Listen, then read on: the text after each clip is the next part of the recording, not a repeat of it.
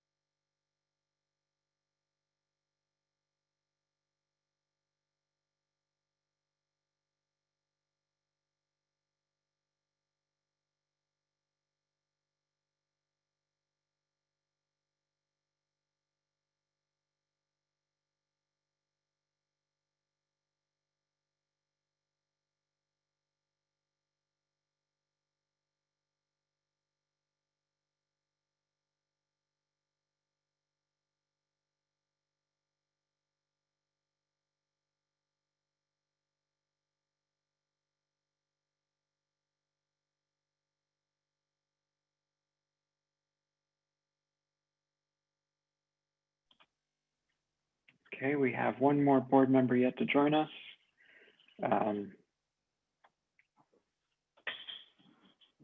Starting here in just a moment.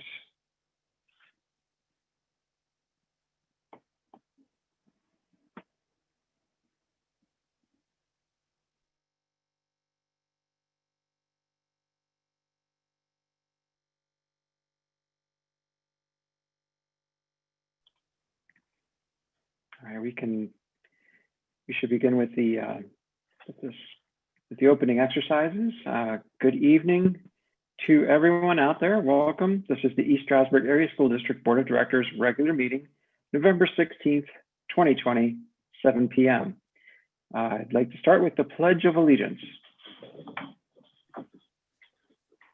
Pledge allegiance to the flag of the United States of America, and to the republic for which it stands, one nation, under God, indivisible, with liberty and justice for all. All right, roll call, Patricia. Okay. George Andrews, Here. Rebecca Bear, Present. Zamari Bonilla, Present. Larry Diamond, Present. Sharon Glasgow, Here. Debbie Kulik, Wayne Roner, Here. Rich Schlamis, Present. Lisa Van Wy, Here. 9 present. Thank you very much. An executive session was held on October 27th, 2020 at 5 p.m. for the purpose of discussing personnel. An additional executive session was held this evening before the meeting at 5:30 p.m. for the purpose of discussing personnel, litigation, and negotiations. I'd like a motion to adopt this agenda for November 16th, 2020 as submitted, with the Board of Education reserving the right to add to the agenda and take further action on any items raised in the executive session where immediate action on such items is considered to be in the best interest of the district. Motion. Second. All right, we have a motion and a second. Does the board have any other items they'd like to add to the agenda this evening? Yes, please. I'd like to add the rescinding of Angela Burns' resignation. Okay, thank you. Do we have a second? Yes. That. All right, we have a motion and a second. Any other items? Yes, I'd like to add to the agenda a motion for the board, I'm sorry, for the school to go virtual from January 4th to the 15th, 2021. We have a motion Second. and a second. Motion and a second. Any other items? I'd like to add a continuation of winter sports should we go virtual.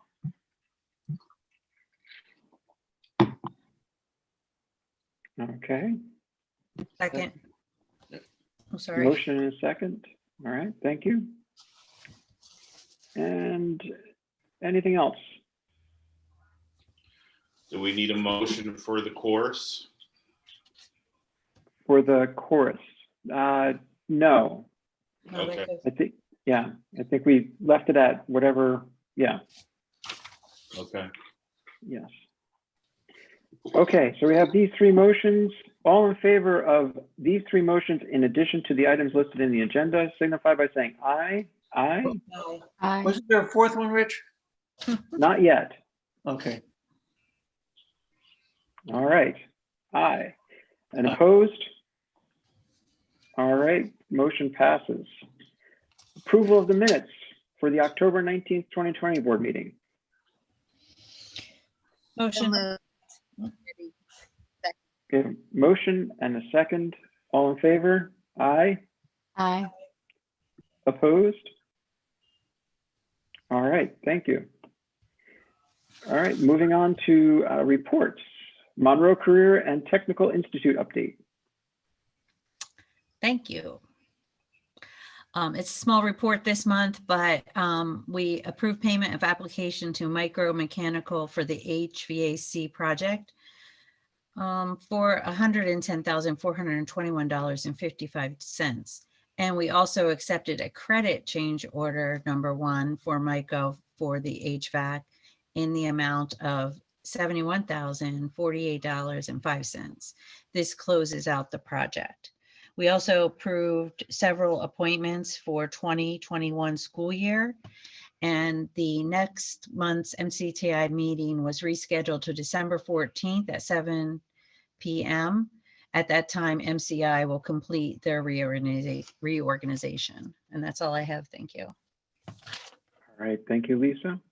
Next up, Colonial IU20 update. Thank you, Rich. We met on October 28th and several topics that I want to share with you this evening. The cultural competency training that I mentioned last month has begun. They have been engaging in that training for the past 2 weeks.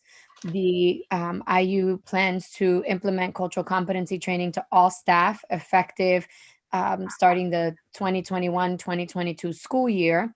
In the meantime, administration will continue to work in this area, continue training and acquiring resources to support the IU20 staff around diversity, equity, and inclusion.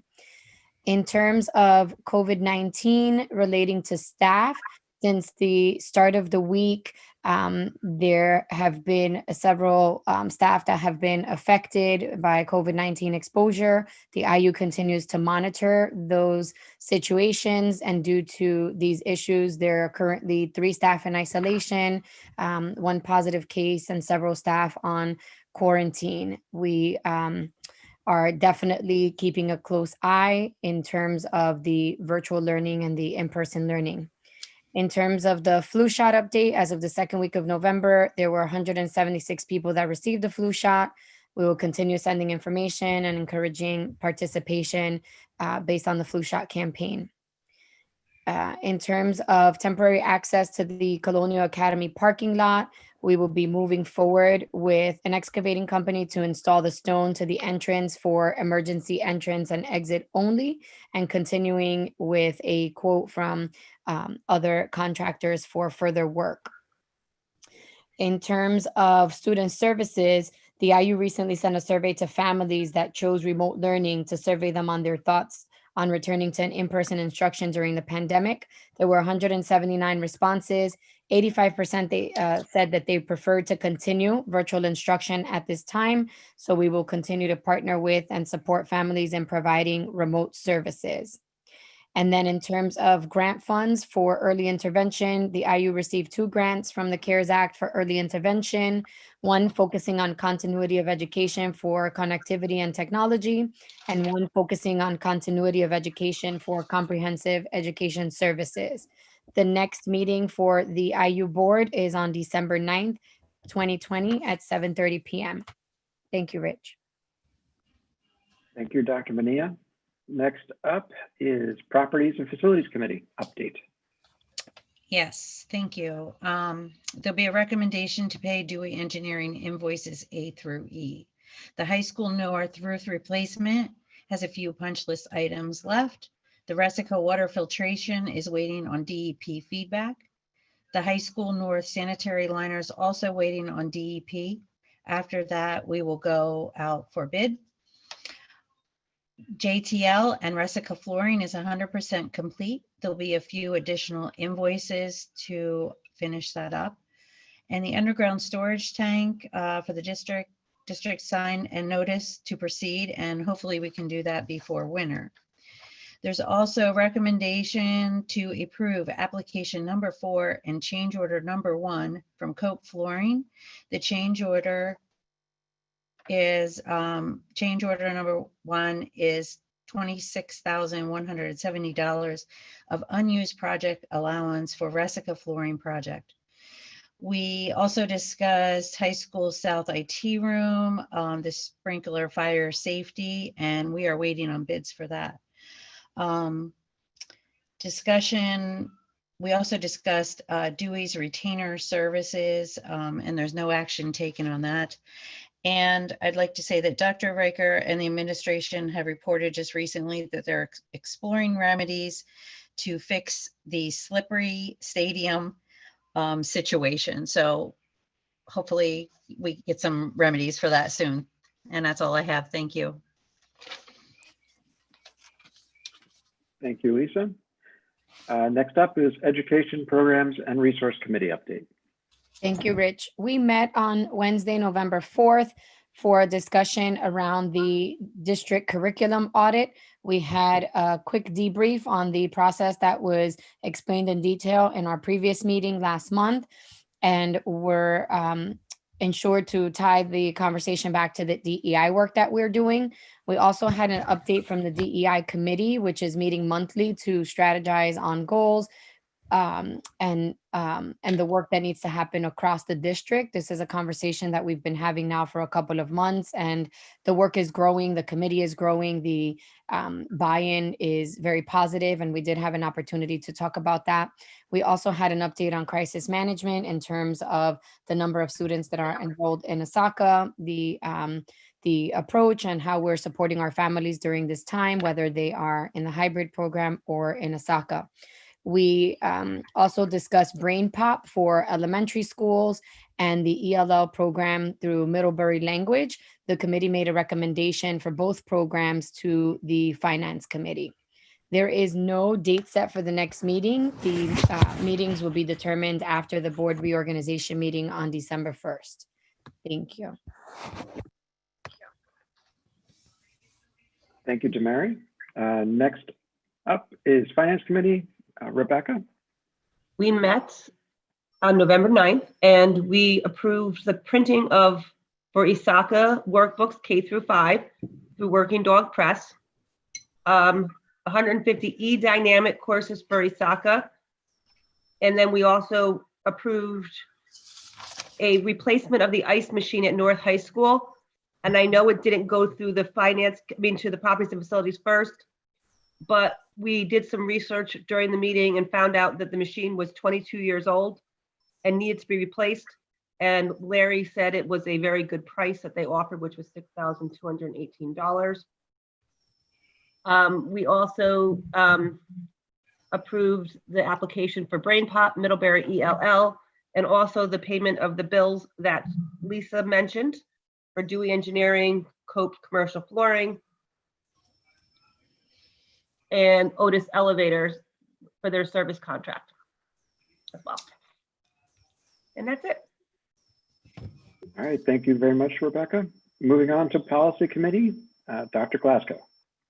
Good evening. The Policy Committee met this evening. We reviewed 4 policies. Policy 118.1, online courses for ESACA. Policy 222, tobacco and vaping products for students. Policy 323, tobacco and vaping products for employees. The 3 of those policies will be moving forward and posted. We also reviewed policy number 707, use of facilities, which we'd like to do further research and bring back at a later time. That concludes my report. Thank you very much, Sharon. Moving on to COVID-19 update, Dr. Bart. Good evening, Mr. Schlemus. Thank you for the opportunity to present to the board a COVID-19 update. I wanted to start with some brief statistics about the spread of COVID-19 in Pennsylvania, what some other school districts are doing, and what kind of triggers are causing them to help make these decisions for substantial spread, and then entertain any questions from board members regarding any specific actions or changes to the health and safety plan.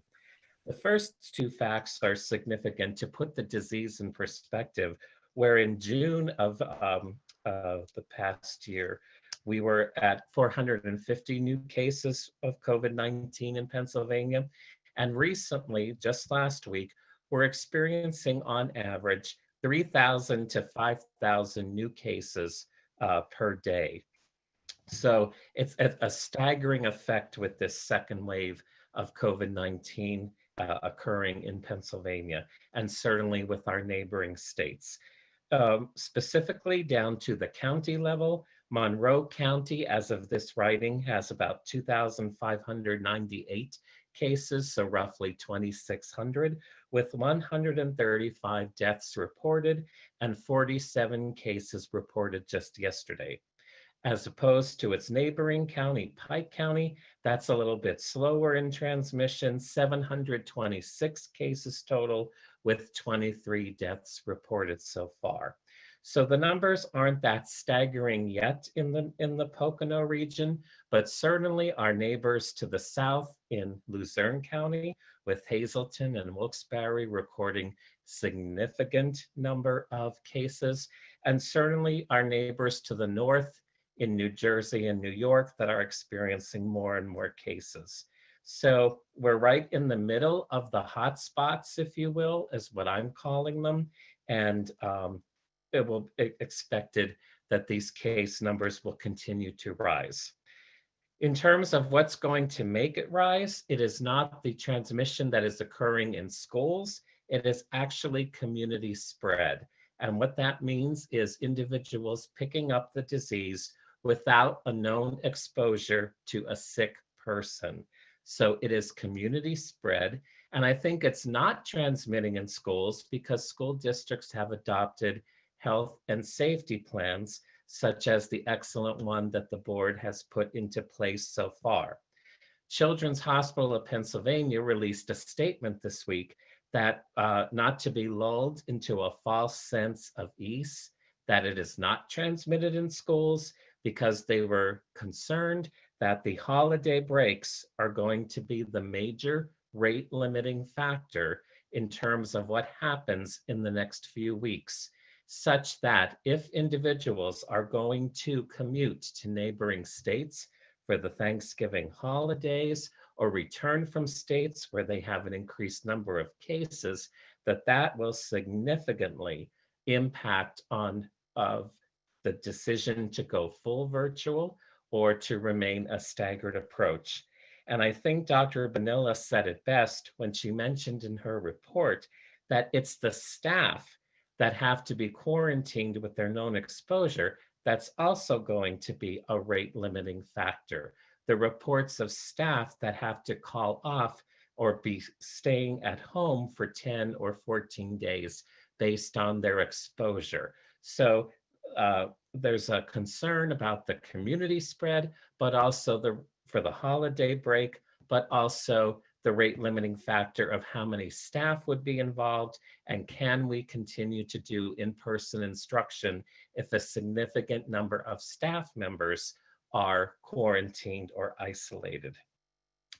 So with that being said, I contacted some of my colleagues who are school physicians in larger school districts to see what they're doing and what are some of the triggers that they are using. And some of them have decided to not return to classroom learning after the Thanksgiving holidays. So as of Wednesday of Thanksgiving week, they are finished until such time it is determined that it is safe to go back in the buildings and in-person instruction. Some of the school districts are choosing to wait until after the Thanksgiving holiday and then decide on the disease transmission, if it is possible to wait until the new year to go virtual or to suspend it immediately before the holidays. And finally, some of my infectious disease colleagues in the community are saying that by the first few weeks of December, combined with the rate of influenza, that there will be substantial respiratory illnesses that may cause a halt to it all. So I looked up the stats for influenza right now in the Commonwealth, and there are 383 cases of influenza, which is quite low for this time of year. And it's determined, the Pennsylvania Department of Health has determined that there is low spread of influenza in the community right now. There's only one influenza-related death between the ages of 50 and 64 for that individual. So right now, influenza rate is low, but infectious disease epidemiologists are predicting that with the temperature change now and with the next few weeks coming and these holiday festivities that may occur, that there could be some significant changes made. So I heard earlier that there was a motion to go virtual learning as of January 4th through the 15th, and certainly I could support that medically and clinically. However, the board may have to make some spontaneous decisions after the Thanksgiving holiday, roughly the first week of December or whenever that December board meeting is, because the community factors and the disease rate may change significantly. And with that being said, I'll be happy to entertain any questions at this time. Anyone have any questions? Thank you very much, Dr. Bart, for being with us today and being available to answer these questions. You're welcome.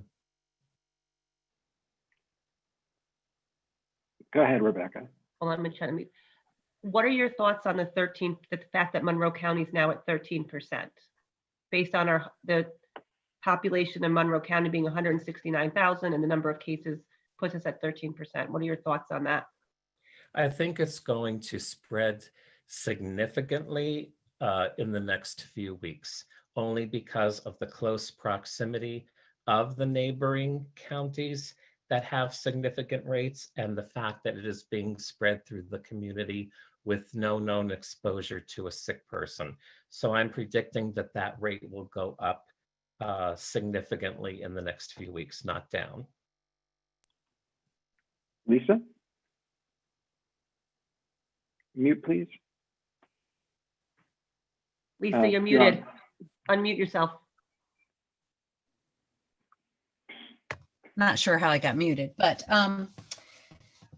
to the cases in Monroe County, I'll speak to just because I wrote them down and I didn't write Pike County down, but out of the 47 cases that you reported today, do you have a statistic on the age group or anything related to that? And you said out of the 2,600 infected, there was 153 deaths altogether in Monroe County. And I'm assuming that's from the beginning of this outbreak. Is that correct? And Correct. 135, yes.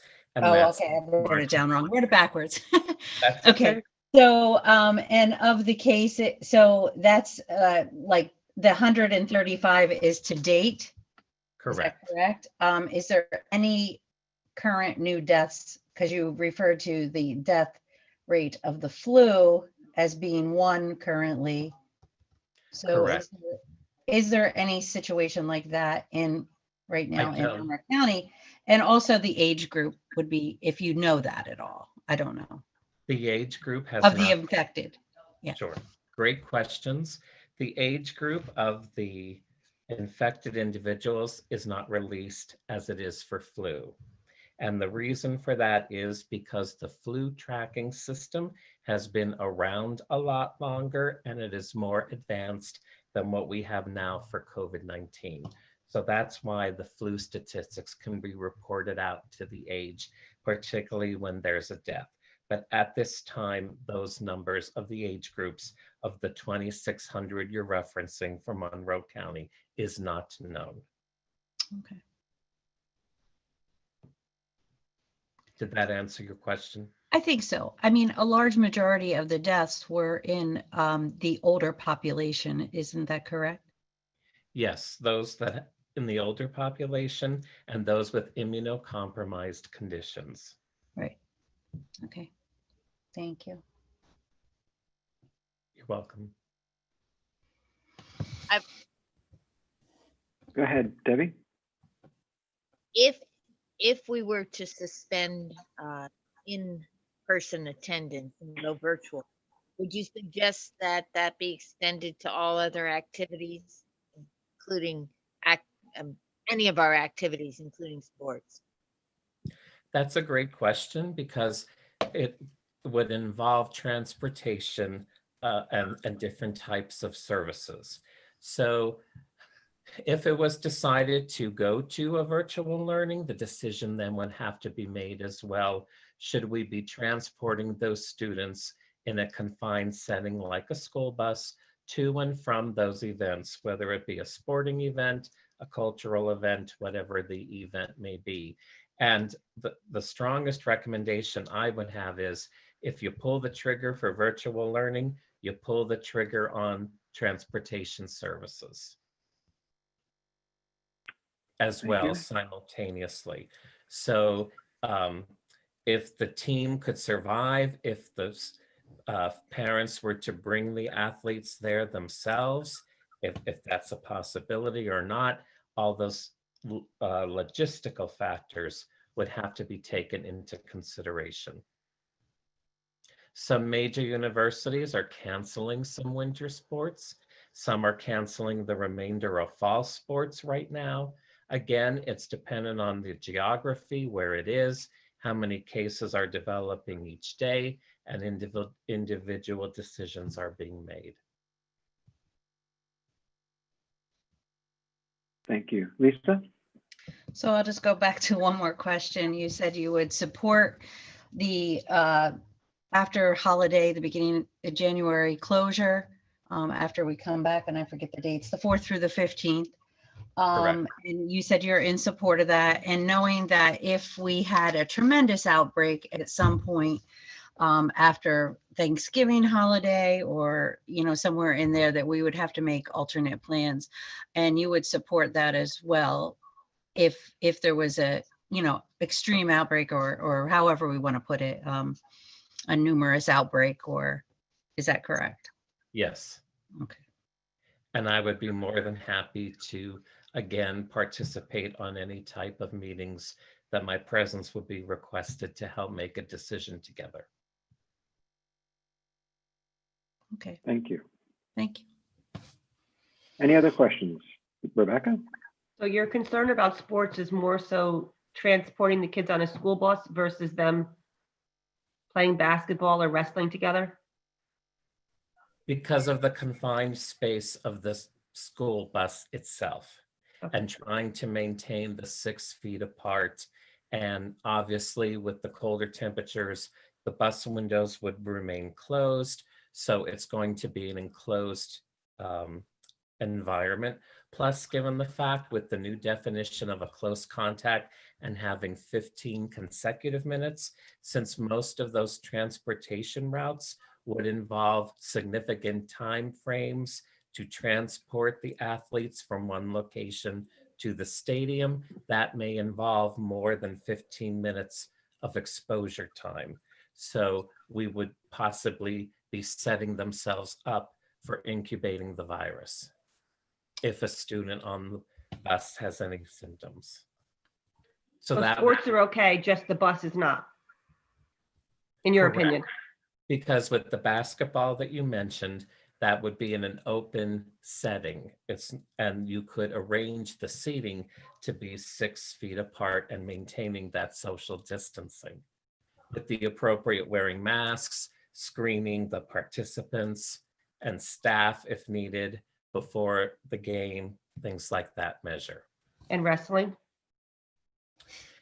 That's another decision that there has been some mixed advice about, because that is close contact. And yes, one could argue that it's not typical that an individual wrestling play between two wrestlers would last more than 15 minutes, but there is that chance for the exposure because of the close proximity of the wrestling of the sport. But I'm sure PIAA would be providing updated guidance for the wrestling season. Okay. And the sweat in the being that close is okay?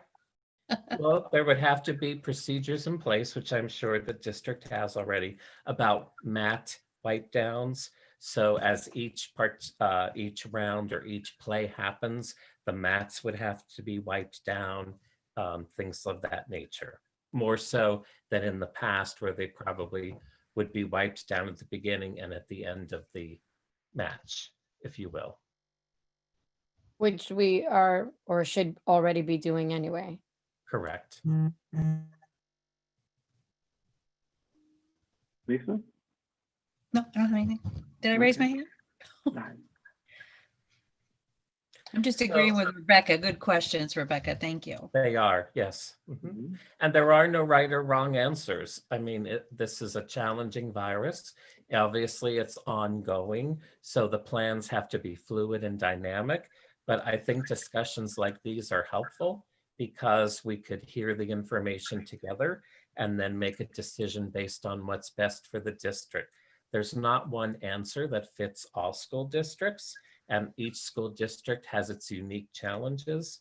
So I appreciate the opportunity to share my thoughts with you. And then what are your thoughts with Thanksgiving, with social gatherings? And, you know, we don't know where our families are going to be going for the holidays. What are your thoughts on that? I support Dr. Levine's recommendations to attempt to do the virtual or the Zoom Thanksgivings rather than physically getting in the car and driving even short distances, because, and especially in the region of the district where New York and New Jersey are so closely over the border, that it's best to stay indoors, as Dr. Levine is recommending for these holidays. Yes, it may be culturally difficult to do that and emotionally difficult to do that, but I think it's the safest way at this time. And depending on how many constituents and residents follow that advice is going to determine what happens with case spikes after the break.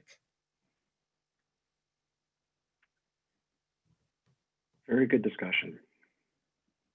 Anything else So out there, folks? So in summary, what I recommend, you know, virtual instruction right after Thanksgiving, I say the information is too premature at this point.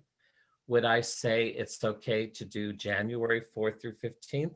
I can support that, but again, letting the evidence tell us what happens in December from the Thanksgiving break and seeing how the disease progresses in December, providing that the plan is dynamic, which it is, and that we're following all of the appropriate precautionary measures.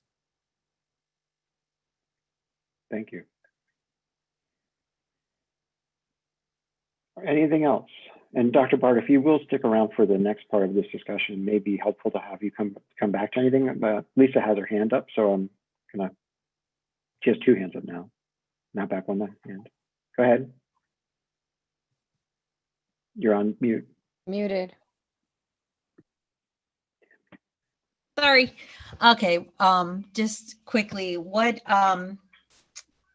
would you recommend as, so you do support the January, I'll just go back to that, but what would be a trigger to go virtually after Thanksgiving holiday or whatever? Do you have a recommendation for that? Yes, if there were to be an increase in case count, significantly. Could you talk up just a little bit? Sure. Thank you. Increase in positive cases in either Monroe or Pike County, increase in student-to-student transmission in the school, if certainly a student tested positive in the school and the Department of Health deemed it that it was transmitted by school, that certainly would be a triggering factor. And also how many cases, if there were to be more than one exposure in the school setting, that would also definitely be a trigger. Okay. But the Department of Health would be telling us that, hopefully. They would, right, they would also be giving that recommendation as well. Okay, Correct. thank you. I have a question for Dr. Riker. What is the threshold when we suspend school for a couple of days, like we did for Middle Smithfield? What is that threshold? So we use the matrix that the department has provided in terms of our level of community transmission, which is either low, moderate, or substantial. And then we look at the numbers and we look at any evidence that supports that those numbers are related cases that have been transmitted between the individuals that have tested positive, or unrelated cases, meaning they are all isolated among each other. They're not connected in any way, which we look at as saying that the number then can be at the higher level of the matrix as opposed to a lower level where there is a evidence that supports its connection. There's a connection between the positive cases occurring within the school. Okay, thank you. Any other questions before we move into our health and safety plan discussion?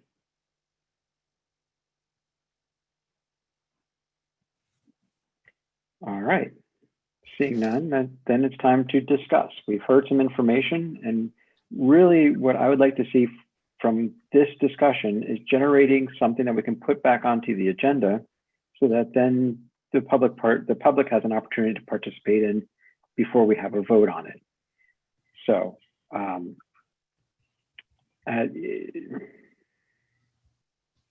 anybody have anything they want to throw out there first before I go too much further? Rich, Rich, I'll just give a brief summary. Yes. As the board knows, our current health and safety plan, as written and as approved, would require the district to go to a fully remote learning model, instructional model, when the county moves to a substantial level of community spread. The Department of Education and their recommendation for that is after 2 consecutive weeks of being at substantial, a district should then consider that option of moving to a fully remote virtual instructional model. So as of Friday the 13th, Monroe County entered into that substantial level of community spread with a number of 153. The threshold there is 100. Pike County is still below that 100 number. So the discussion at this point for the board is to deliberate on whether to continue with and follow the current language that's in the health and safety plan of moving to a fully virtual model, instructional model under the substantial level, which you could choose to follow the Department of Education guidance, which is after being in that level for 2 consecutive weeks, or whether to change that language that's currently in the health and safety plan to implement some modification to that virtual instructional model. Okay, thank you. Lisa. Are we discussing what we would like, as Billy just, spoke about, or right now? Is that what we're looking for, or? Yes, what we need to do is come up with some kind of consensus motion that allows us to put it on the agenda. And so it could be just simply, one outcome of this could be simply to say, we are going to keep our health and safety plan exactly as it is, which means, we would close then. Another way is to say we're going to modify the numbers to say that we'll go up to like 150 per, period or whatever it is, or the percentage. We could, right. So those are 2 options there. So I would like to modify it in some way as to, as Dr. Bart spoke about, just, watching the numbers and seeing when it is recommended by both the health department and, right now, I think East Stroudsburg especially, we're doing a pretty good job with what we're doing with our health and safety plan. We had no idea coming into this what that would look like. So we put, whatever the percentage was out there, 3% or something like that, whatever the full plan says. But I think now we should modify it, in some respect and keep it going somehow. I think it's important for the kids to be in school. I think it's, if they choose to be, and obviously if some parents don't feel comfortable with that, or, depending on their family plan, they can make that decision. As Dr. Riker has presented to us, those that they could change that as well. And so I would like just to keep on going. And however we have to modify in that plan to keep it moving. Rebecca's hand is up. My biggest concern is Thanksgiving. I don't know that people are going to social distance at Thanksgiving. I know it's family they're going to be with mostly. But I can't say that, like I know I'm going to do just my 4 people in my household, but I can't say that everybody else is. And I don't know, I can't say that everybody else who they're going to go out in the community with is going to do that. Like if I go to Price Chopper, I don't know that they're all going to be good in Price Chopper and they weren't with 15, 20 people from wherever, or traveled to Florida and came back over Thanksgiving break because we get that extra week. So that's where my biggest concern is. And up at, where my kids go to school, cases are starting to pick up amongst the students. It's not just the staff anymore. As you guys know, my kids were exposed and I had to get my son tested. And I believe through the rumor mill, there was another student that tested positive again.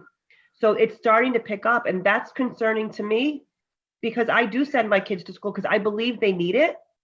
But I also am immunocompromised and I don't want to worry every time my kids come home from school. And I'm sure other parents don't want to either.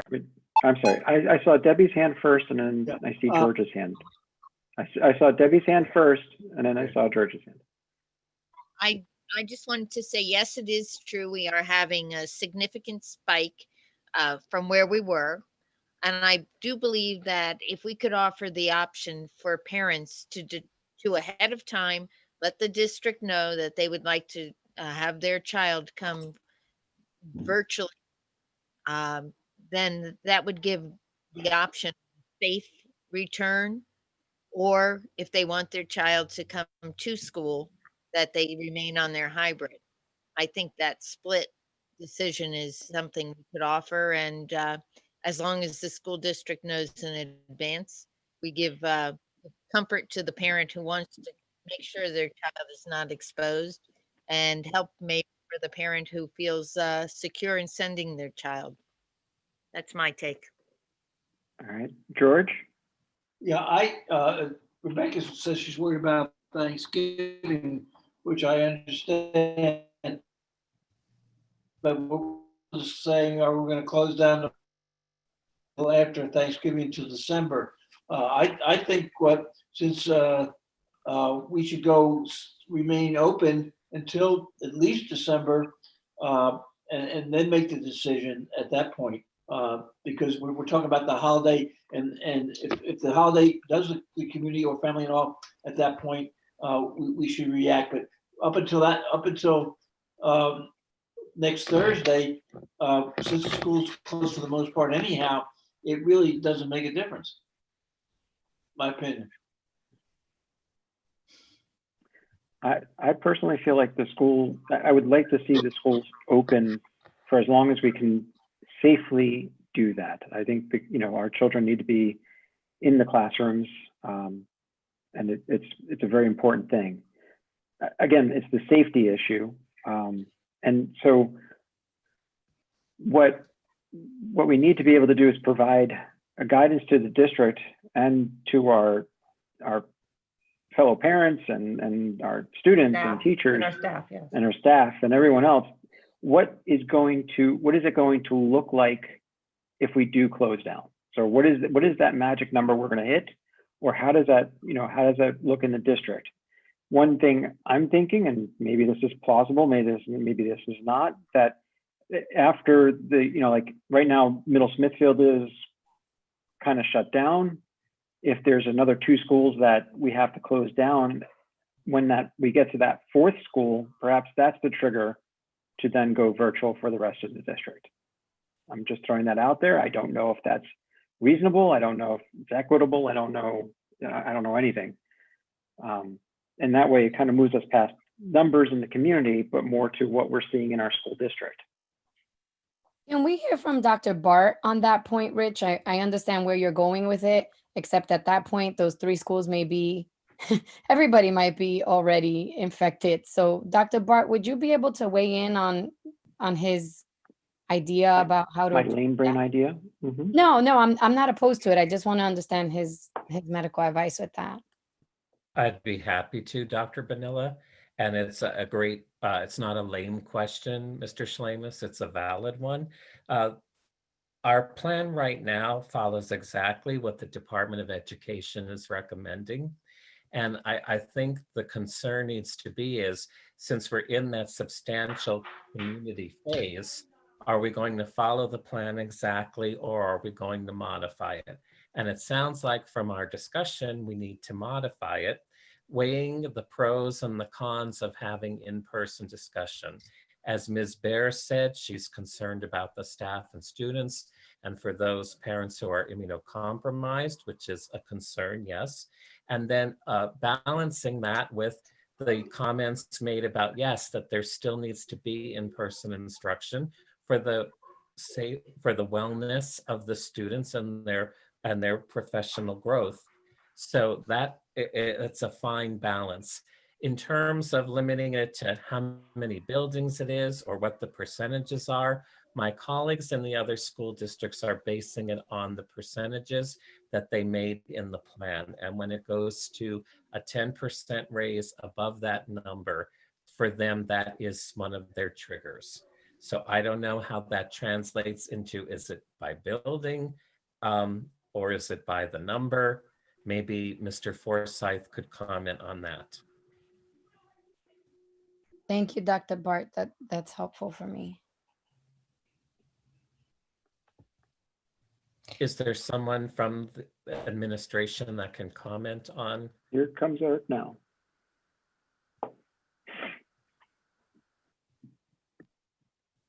There he goes. I'm sorry, it just took a minute to get here.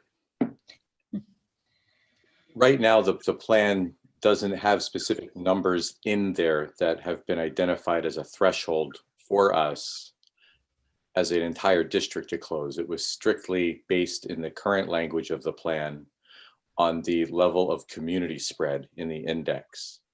So if I understand Rich's question accurately, he's asking at what percentage of schools, or perhaps how many schools that are closed, might translate to an affected portion of our district population, because as we know, we have some schools that are larger than others.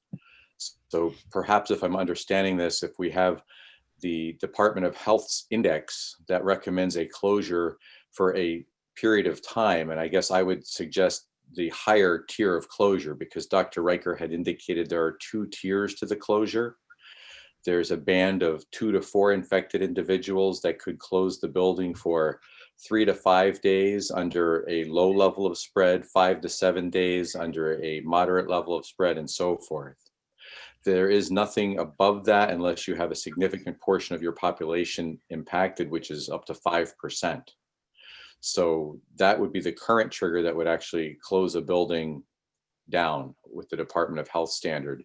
We also did hear today that from working with our local representatives and as well as those out at the Rapid Response Center in Harrisburg, that they anticipate having newer guidance released in the near future to more accurately address these kind of situations. So we do not have anything currently in the plan, and Dr. Riker, I believe you would agree, that gives us any guidance beyond as of week 2 that says shut down. So we don't currently have that threshold, if that answers your question, Dr. Bart. Yes, it does. I would agree, Eric. Our plan currently is based on the substantial rate of community spread. It does not speak to the 2 consecutive weeks, although that is the recommendation from the Department of Health and the Department of Education, that you would be at that level for 2 consecutive weeks. And again, going back to that, this week would be our potentially our 2nd week, which gets us up to the students' Thanksgiving break, which begins Monday.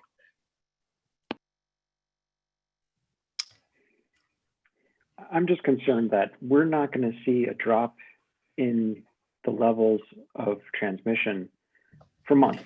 I mean, we're going into a situation now where we're, going through Christmas, going after Christmas, through January, February, early March, easy, before there's a really widely accepted and accessible vaccine, that we're going to be we're still going to be seeing transmission.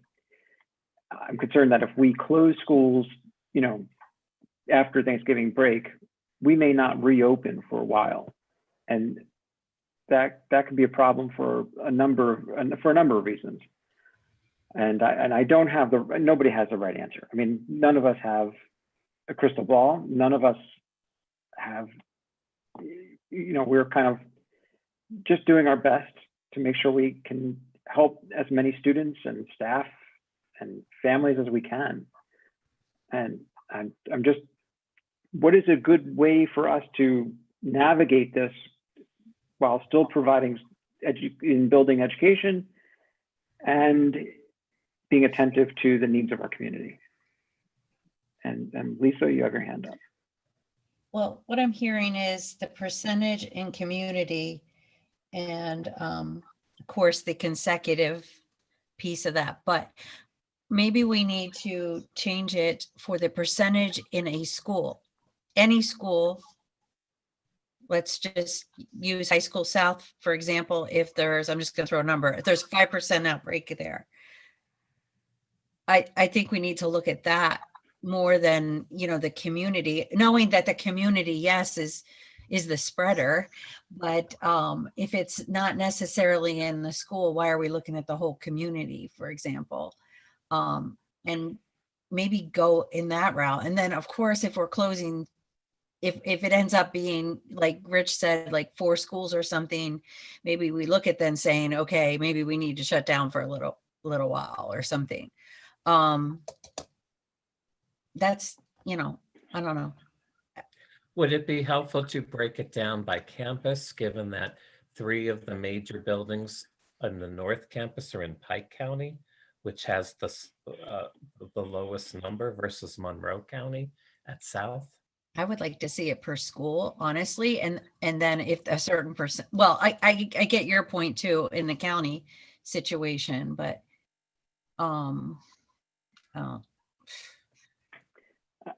I like where Lisa's going with that, but I see Larry's hand up.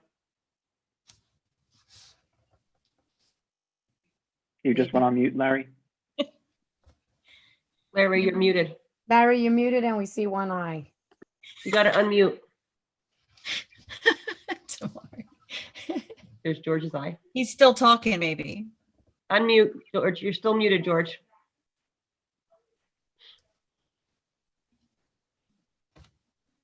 Still muted. How's There that? you go. Yes, There you go. All right. Larry. I didn't touch nothing.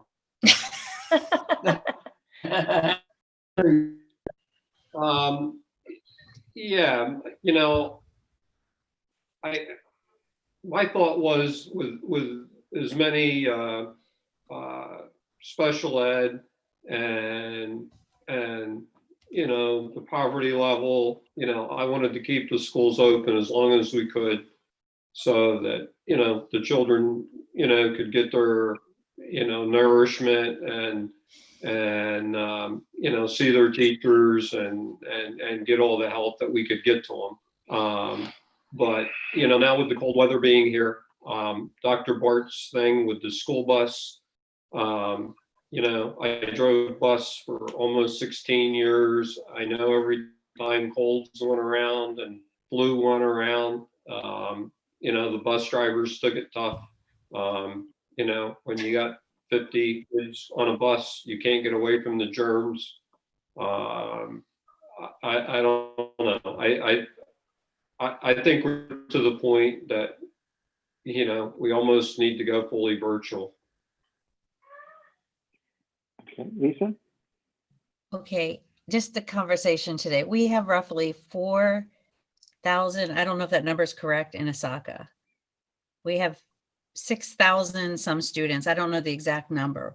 We're already at less than half capacity of the students attending school. I don't know how many students are on a bus in any given day or time, but it's way low. I know that I know that for a fact. So again, I go back to Dr. Bart again, who says, you know, he's comfortable with that unless the numbers increase, and let's evaluate it then. Why are we making a decision to close school and go virtual when we're kind of okay right now? And just Yeah, but let's see what happens. We can close and go virtual almost any time, but to just do that just because, I can't support that. There's many issues with that. We've already exceeded our limit. Dr. Bonilla? Of the community. A couple of things. So I want to echo some of what Larry said, because for me, a quality education, which is our focus, is to provide a safe environment. And so I want to be sure that we are having this discussion to the detail that we need to be. Whether or not you're going to support the decision, that's fine. We all have a vote. There are 9 of us. The majority will win, but we need to have this discussion because it's important. And so in terms of meals, we did say that meals will still be provided. So thank you, Larry, for bringing that up, because that's important. We want to be sure that our kids have access to meals, and that's important. In terms of the special needs piece, the students with IEP and the importance of having students in person, the interaction. I mean, I know from my own kids, they love being in the classroom.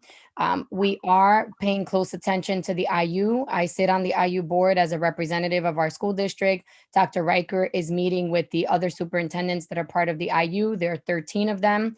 And also, they'll be debriefing, it's my understanding, on Wednesday, Dr. Riker, right? And touching base. So we are following best practices, sharing information, etc. However, the IU is also at this time very nervous, as I said in my report, because 44 staff members are in quarantine.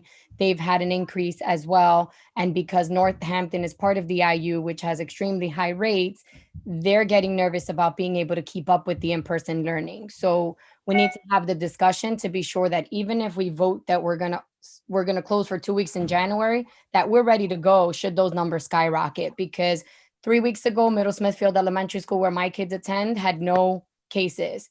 And this week, all of the kids are virtual. So let's not pretend that it's not moving very quickly. That's why we have the medical expert here. So I just want to be sure that we don't get frustrated with talking about all of these things, because it matters and we need to be ready. I'd like to see if Wayne or Sharon, do you guys have anything you want to say? I haven't heard from you guys yet. No. I am definitely leaning towards virtual for safety reasons, primarily because next week students will be getting out for Thanksgiving. And it's no way to, and not that we want to manage or control, but people will socialize. And as a result of that socialization, it could be a week to 8 days later before we'll even know anything. And I'm just afraid that the numbers will continue to climb. So right now you have college students coming back home. The environments in individuals' households are going to change in terms of access to people. There's a lot to consider. I think virtual is the safest mode.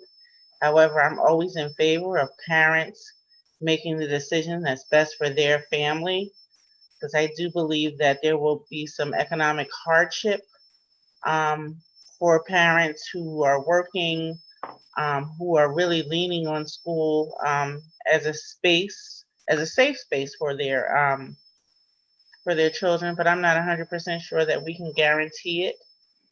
So I think what Dr. Bonilla mentioned, it's important to be in position so that we have to make a quick decision that we can do that.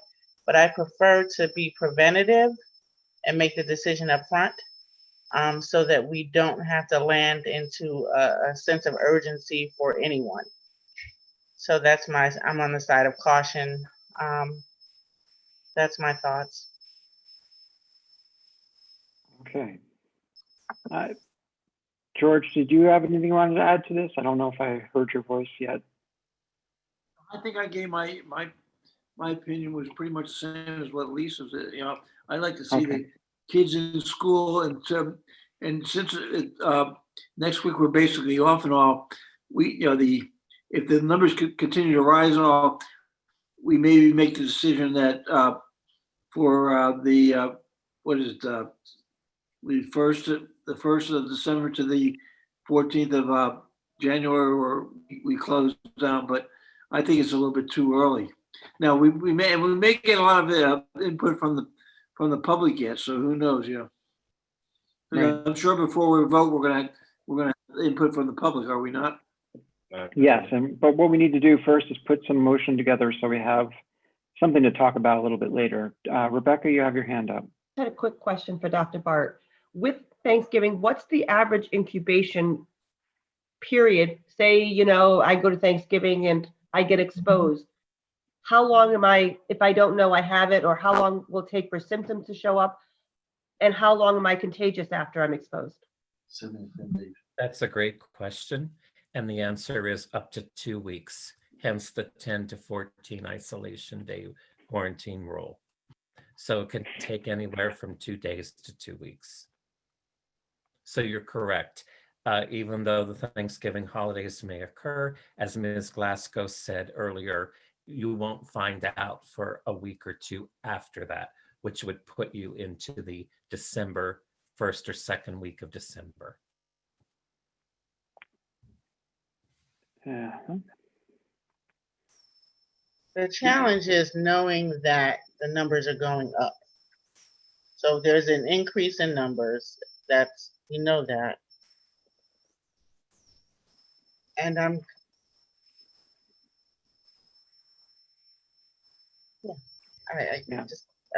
just there. Okay, so I'm hearing from what seems like a majority of folks, and I'm kind of reading the room a little bit here, that there's a move to go virtual after Thanksgiving through the 15th of January, reopening on I guess what would be the January 18th. That gives us 19th, giving us plenty. Well, I guess the 18th is The holiday. Martin Luther King Day, Yes. right? And I Yes. believe the next day we're off too, aren't we? For an in-service, or is that the week before? No, it's I think Friday. Okay. we moved that Friday to a before. Friday. So that gives us a bunch of time to allow things to run their course and hopefully improve.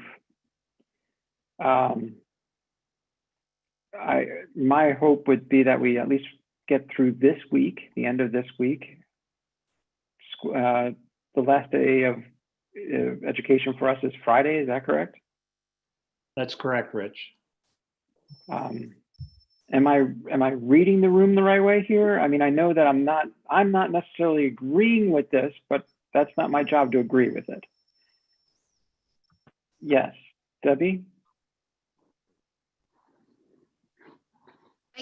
I would think that we might be able to make a motion that it be a decision of parents, and I don't know quite how to frame that, as to whether they would like to commit to virtual for their child from now until mid-January or in person. However, the trigger would be if we have an increase of, give me the number, percentage or number of cases within the district or any particular school. Then we would go to completely virtual. At least people would know what triggers the number. Okay. Lisa, you have your hand up? I agree with Debbie. I mean, we were presented that option with Dr. Riker that if certain people did not feel comfortable because they're going with family or whatever the situation is for the holidays, that they could move to virtual. What we are making a decision for the masses, for a few people, and that's the problem I have. I think it's important to keep these students in school. I think it's important to some of the parents to have their children in school. We're creating a different set of hardship during the Christmas holiday. Again, Dr. Bart has already said he's comfortable with that unless situations change. So why are we changing the situation before it needs to be changed? I understand people have concerns, but we also have options here. All right, so what we're trying to do right now is really just get something as far as a motion. And so we want to present something that we're going to put, you know, we'll have yet another discussion on the other side of this once we have public participation. So, and I'm just kind of reading the room right now, right? Damari, and then George. Yeah. So I want to say that I feel like Lisa was manipulating the situation a little bit. No offense, Lisa, but she asked Dr. Bart about 3 different times when he was talking if he was okay with the January component. But he had not said he was opposed to the Thanksgiving. He had mentioned that in his remarks as well. So, you know, if we want to do what Sharon mentioned, which is to err on the side of caution, that's the decision that we have to make. And I just want to know, I'm not opposed to parent choice, and you know, we can go back and forth on what we all think, but leadership sometimes takes making tough decisions, and we were elected to make decisions for the masses. And so let's think about and weigh what we think is best for the district, and the majority goes. Like sometimes I'm not, I mean, we're thinking out loud, we're going back and forth, that's okay, but let's not and Dr. Bart, if you want to weigh in on what you think about the Thanksgiving, and I'm sorry to put you in that predicament, but I don't want to lock you into just January. I'd like to hear the whole thing.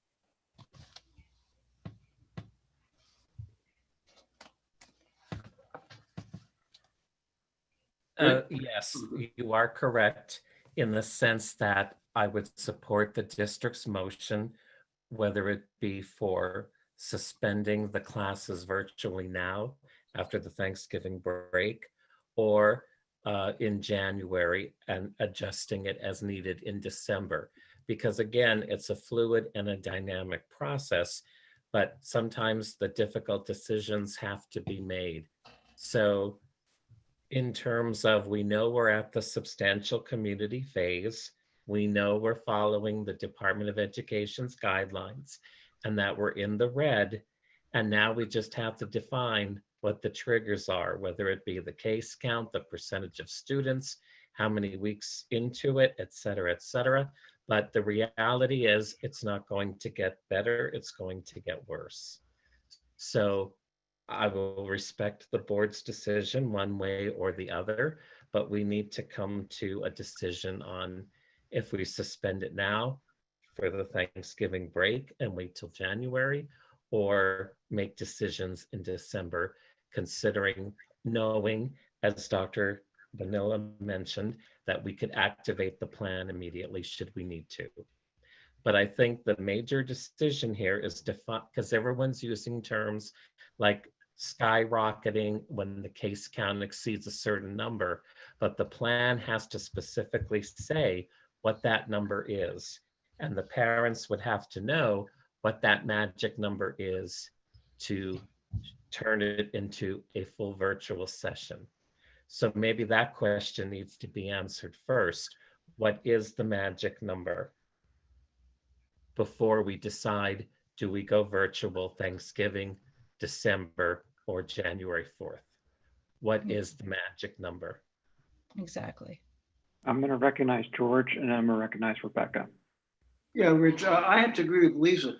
You know, we should allow the parents, the kids that want to go to school, and keep the schools open as long as possible. And if the parent doesn't want to send their kid to school and wants to do virtual, they should have that opportunity. But I believe the kids get so much more out of going to school, and if there's minimal risk at it, to keep it going. And as the doctor said, you know, we have the 3 different options, and I would wait till December before making any option myself. And that's my opinion. Rebecca?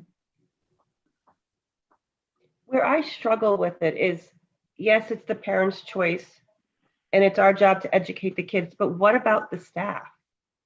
What about, you know, they worry too. So, and they can't go virtual. Like a parent can make the choice to send their child virtual. The staff, the bus driver can't, as we said before, can't choose to drive a bus virtually. Our secretaries can't do their jobs virtually. The school nurse can't do their job virtually. So we have to remember that too. We're giving parents the choice to send their kids virtually, but we can't give the staff the choice to go virtually.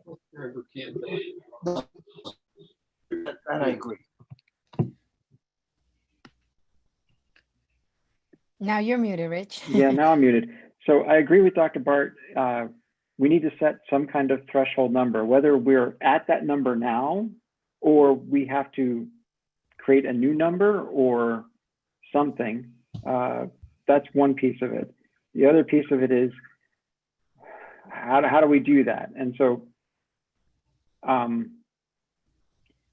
that's really where we go from here. Yes, Lisa. I mean, I didn't hear from Wayne. I'd like to hear how he feels about the students being in school. But because you're saying the majority, so I just want to kind of get a census. Right.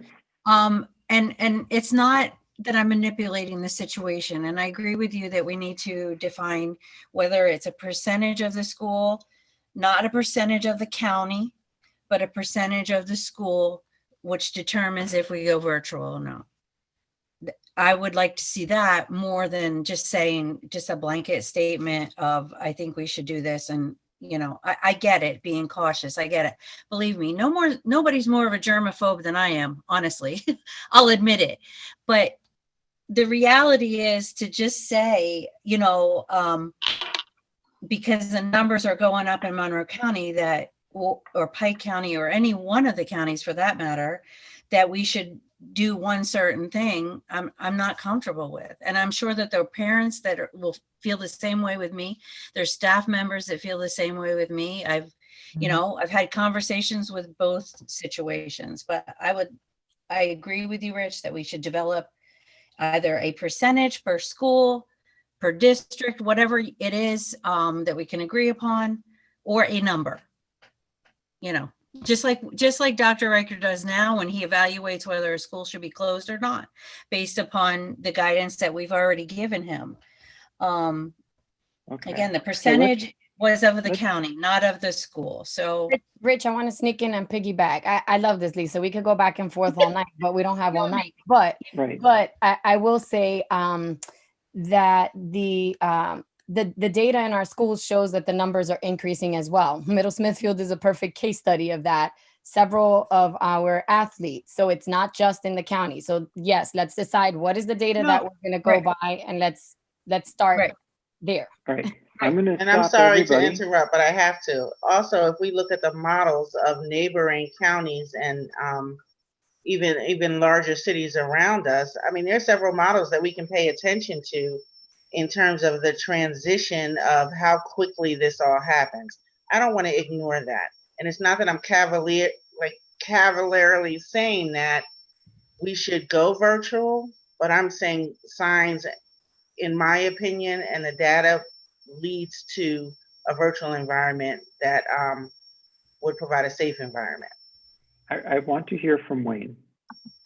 So because right now I think I'm seeing a 4-4 run right now, and honestly, doesn't mean that's the way we're going to vote in the next piece of this. But Rich, I just want to, my personal attitude is that I support every family that chooses to send their children to school. Every student that gets involved in extracurricular activities, they should be able to continue that. We should still follow our health and safety plan. I'm more interested in status quo. Okay, so you're still thinking that the schools would be open? Right. So can I just add that? Okay. Sorry, so he said he wants to continue the health and safety plan, but we've actually agreed that we have to modify it because Correct. we're at that point. So I just want to make sure we don't forget that. Well, if we didn't modify it, we'd be closed right now.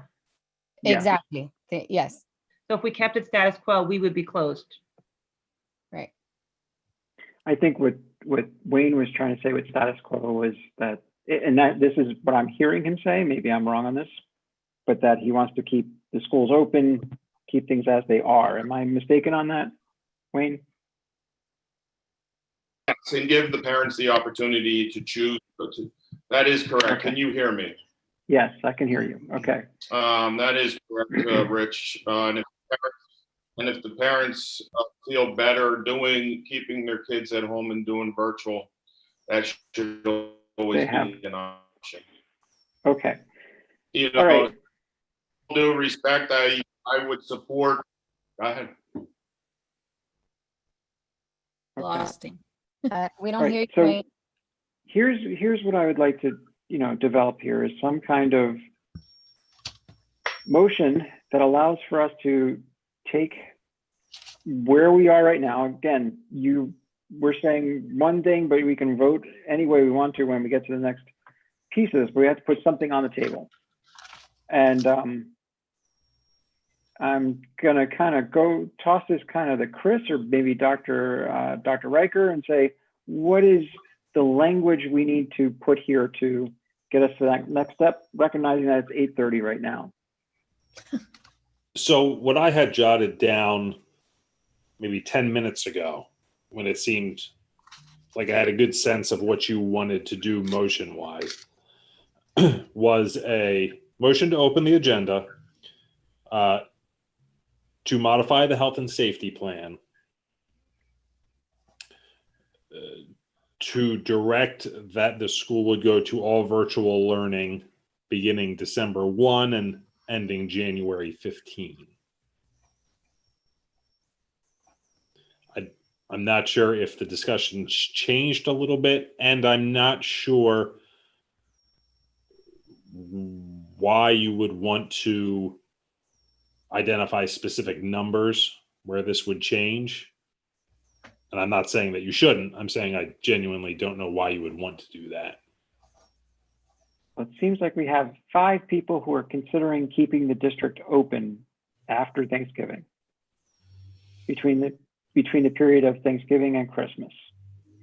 So I would expect that we would need to have some kind of threshold to say, if things go poorly after Thanksgiving, that we have a mechanism to close school down. And so it seems to me that there's those numbers in our health and safety plan that direct the district to go to all virtual when it crosses the threshold of 100 cases and a percentage of transmission in the county.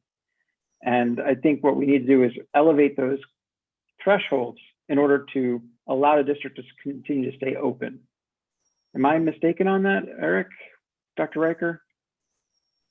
No, you are correct. I mean, those thresholds are provided by the Department of Health in conjunction with PDE. So in doing so, you would just be changing something that is already being provided as guidance from the Department of Health. I don't know that that's the right direction to go. And what would be the right direction, you think? Well, and I do want to speak to, because I've heard a number of conversations and comments regarding parents having the choice, and that is one of the options that I had provided to the board.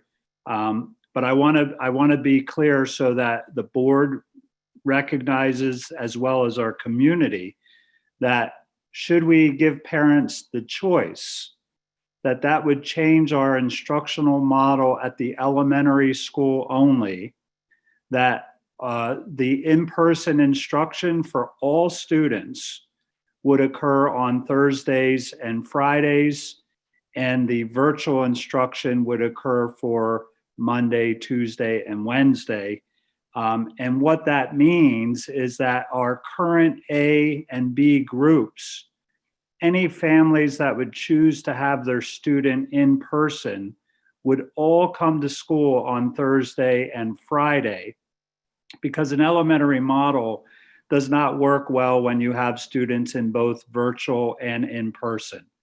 So those would be split, and that could, and more than likely will, increase our class size numbers on our in-person instruction Thursday and Fridays. And probably to a number that would not allow for 6 feet of social distancing between our students in those classrooms. So I don't believe that necessarily may prevent the board from going that direction, but I think it's important to be transparent to our families so that they know as they're making that decision, should the board choose to put that as part of the plan moving forward, where families would have a choice. It's important that our families know that if they choose in person, they would only be coming in person on Thursdays and Fridays. They would be in a asynchronous or synchronous model on Monday, Tuesday, Wednesday. And that would more than likely increase our class sizes at the elementary school. And part of that's due to the fact that large numbers of our staff are now totally instructing in our ESASD program, because as Lisa mentioned, we have now 2,800 students in that program. A large number of them are elementary. And so those employees, those teachers are dedicated to those students in the ESASD program. So I just want that to be clear and known to our community that's out there listening, but I just want to remind the board of that information as I put it in my briefing to you on Friday. As far as what are those numbers, if you don't look at the rate of community transmission, which is that 100 number, again, that's provided by the Department of Health. I think you would go back to basically applying the matrix that's already there, which we are currently applying in our decisions on a daily basis as to whether a school building needs to close for 3 to 5 or 5 to 7 or 14 days based on the number of positive cases reported in that particular building. And we would just continue to implement that between the Thanksgiving and Christmas winter holiday break, should that be the direction that the board would go. And then leaving that other decision regarding the January 4th to the 15th of being fully virtual, knowing that, again, we have a long break there, that we may want those 2 weeks, which is the incubation period, as Dr. Bart has mentioned, for us to get through beyond the winter break. So I don't know that you need to change. If you're deciding not to go fully virtual, I don't know that you want to just continue to allow the district to apply the current matrix that's already been in place for determining the closure of schools on a short-term basis. We have 17 days between the 2 breaks, instructional days. Thank you. Rebecca? Just to clarify, if we go virtual, they're still going to be learning synchronously with their current teachers that they have. That's They're correct. not going to the ESASD program with Ingenuity. It's still logging in with their current teachers. That's correct. Just want to say I agree entirely with Dr. Riker, and I don't think there's value in the board manipulating the numbers that the Department of Health have already created to categorize things. I'm perfectly fine with that. Okay. So Rich, I'm just saying the decision may be whether you're simply going to a fully virtual instructional model beginning December 1st through, if you want to make that through the January 15th date, or whether you want to continue to apply the matrix that's already been applied starting December 1st through the 23rd, and then deciding as part of that the board would agree to go, if that's the wishes of the board, to a full virtual model from January 4th to the 15th. Okay. So no modification, is that what I'm hearing? That's kind of what I'm hearing. Is there's an option here for no modification, and we've taken an hour to get there. Back to, yeah. And I want to say that this is an important conversation. I don't want to just say, well, we took all this time. It was necessary. Yeah. So, and I'm not saying that there's a final outcome here either yet. Okay. So if we make no modifications, we just say that we're going to go with the plan that the matrix that the school is used now to determine the number of days that they would be closed based on the rate in the school. That's kind of what I'm thinking that's kind of what I'm hearing from 5 of us. Am I mistaken on that? If we didn't make a modification, we'd have to be shut down now. Correct. Right. It is a modification to what's in the plan. It is a So modification. we have to make a modification. So the modification is to just follow Go. the current matrix that you're following. Is that correct, Dr. Aker? Yes. That is one of your options, yes. You still have the family choice if you want to provide that option. I just wanted to be sure everyone was clear on the impact of that option at the elementary level. I'm not favorable with I'm favorable with the choice of the families. I don't know if it's going to have that big of an impact on parents making the decision to move their children into the virtual. And that's what we'll need to monitor. Of course, we don't know what it's going to look like December 2nd, December 3rd, whatever. So we'll need to find that out.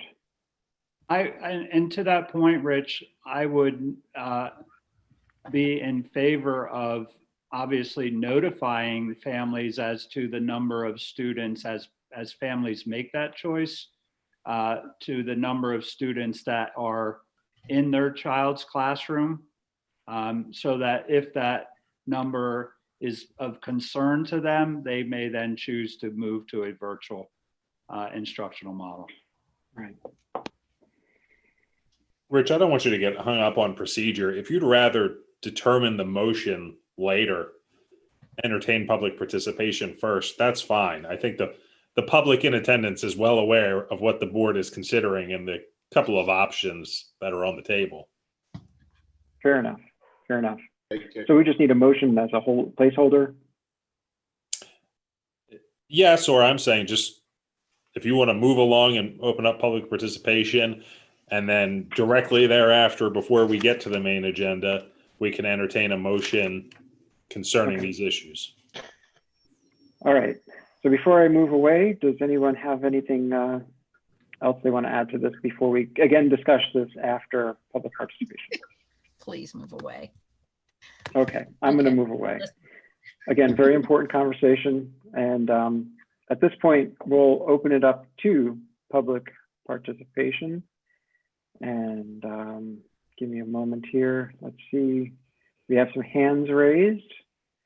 I'm going to start with what appears to be Joyce Morgan. You are now allowed to talk.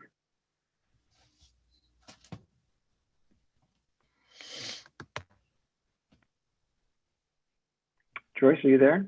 He's muted. Yeah. If you can unmute yourself.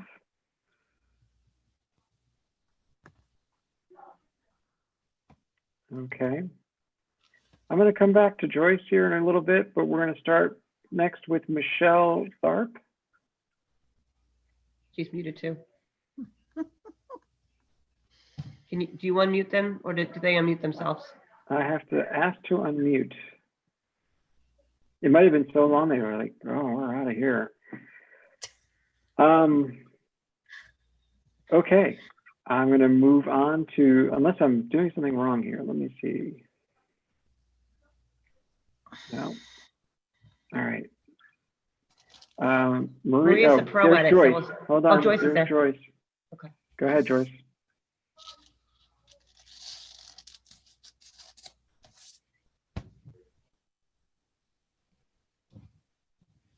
All right. We can't hear you if you are speaking. Michelle is also unmuted now too, looks like. All right. Let's start with Michelle. Can you hear us? Yep. Can you hear me? Yes. Okay. I don't know that we can really go by the numbers because a majority of our kids are in Monroe County and the school is in Pike County, number one. Number two, I don't think As of right now, the numbers are increasing steadily on a daily basis, as you can see from the news. I don't know why you would want to wait for a major outbreak to occur and infect all these other kids, teachers, staff members, in addition to what we currently already have. I think the board really needs to consider the amount of people that this can involve.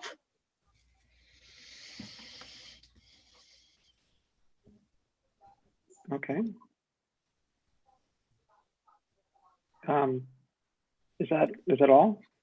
Or For right now, yeah. okay. All right. Thank you, Michelle. Joyce, are you there with us yet?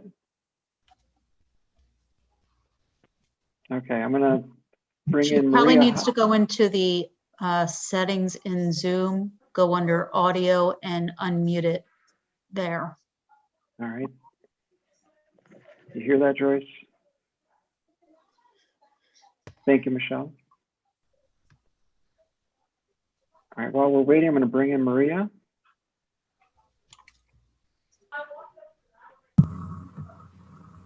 Hey everyone. Maria, hi. Over the summer, you painstakingly created a health and safety plan for our district. And as a parent, my family went through great effort in August, reading and understanding every part of that plan. And I decided to send my children to the hybrid program based on those guidelines. And now I feel like some of you are trying to move the goalposts. And it's not what I signed up for, and it's not what I subjected my children to. I feel as if some of you sound like you haven't lived in the same world that we have for the past year. This is not going to go down. It's not 14 cases that are going to become 0. This is a pandemic. We need to take action now and not wait it out until it becomes a bigger, greater problem. We need to get a handle on this now. Thank you. Thank you, Maria. I'm going to open it up for Joyce. Are you there yet? All right. Keith Carcutt, I'm bringing you in. All right, can you hear me? Yes. Hey, good evening, everybody. I've discussed this with you all before. I gave you my opinion before the school year started, and I just want to reiterate a couple things. You're in a situation right now where you have to base numbers on 2 separate counties, and that's difficult. And the other difficulty is we're utilizing Middle Smithfield as our reference point for the current situation. Middle Smithfield, ladies and gentlemen, is a North school. The North Pike County is low in numbers right now. So if you're using Pike County's numbers, you would not close right now. And they're a North school. Everyone keeps saying this is a bad thing. It's going bad. There's no crystal ball, folks. You know, we cannot. I mean, yes, it's getting bad. It could get worse, but it doesn't mean that it's going to affect the whole district. I mean, if you went to an all virtual school till January 15th, then you got to start wondering about President's Day celebrations and Mardi Gras and St. Patrick's Day and Easter. And that's going to question, well, when do we reopen or not? What alarms me is I heard Lisa mention 4,000 students in the ESACA program, and Dr. Riker mentioned, I think, 2,800. I'm just wondering how many people are actually in ESACA versus live classrooms. But the situation at hand, folks, is it's a difficult situation, but we don't know what's going to be happening. If you decide right now to keep schools closed till January 15th, you don't know what's going to happen over the Christmas break. And you know, it's very easily right now, we have a plan in place. The difference between now and when we closed the first time in March is we didn't have a plan. It was all, you know, no one knew what we were doing. We have a plan. Our kids have Chromebooks. Our kids, in fact, our teachers sending their kids home with extra work just in case we're closed. And if you didn't, I'm sure people realize that because some of our elementary kids are getting things sent home. I unfortunately have one in hybrid, one in ESACA, and then I have a granddaughter in the hybrid model. And I really think we need to keep these kids in the hybrid model if the school district and staff can tolerate it, to educate our children and then reevaluate. All we need to do is make one connect message and people can get word quick. And I think it's important to keep these kids in school. The other thing I'm worried about is I watch you folks on these Zoom meetings and you're one of the things that frustrates me about the board is right now, you're talking whether it's safe for our children to be in school right now, and you folks are sitting at your home. You're not sitting in a room together. And I understand the meeting has to be public and you have to make it available to the public and the numbers accordingly, but that doesn't mean you all can't be in one room and discuss it and still broadcast it to the public. So it just frustrates me that you're even talking about this, but that's another subject. But I think we need to keep the schools open as long as possible for the better of these kids, because these kids are not getting a full education the way it is right now. And it's only going to, it could get worse if we keep them in a transitional period. I appreciate your time, and I give you guys a lot of credit, and I'm glad you're doing it and you're addressing it. Thanks. Thank you, Keith.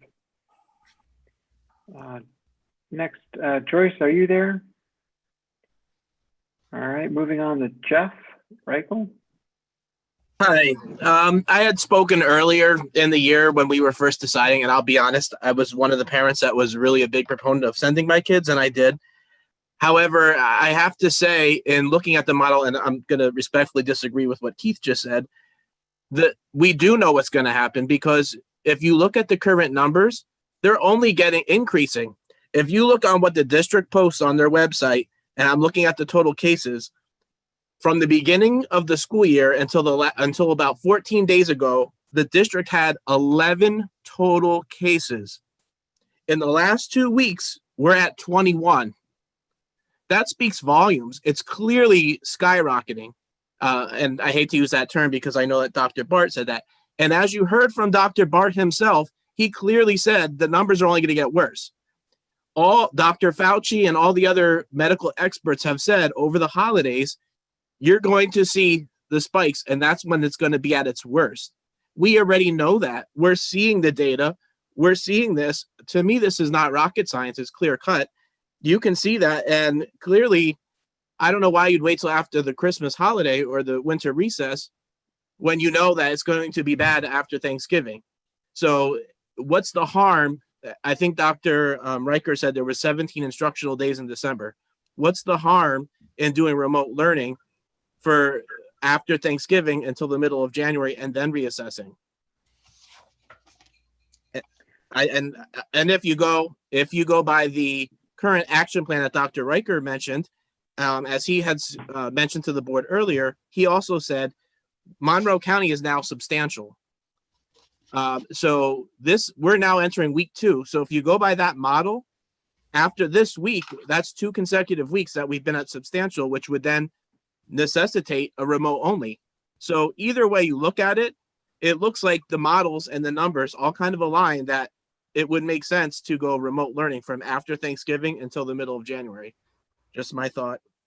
Thank you for your time. Thank you, Jeff. Next up, Laura Pride.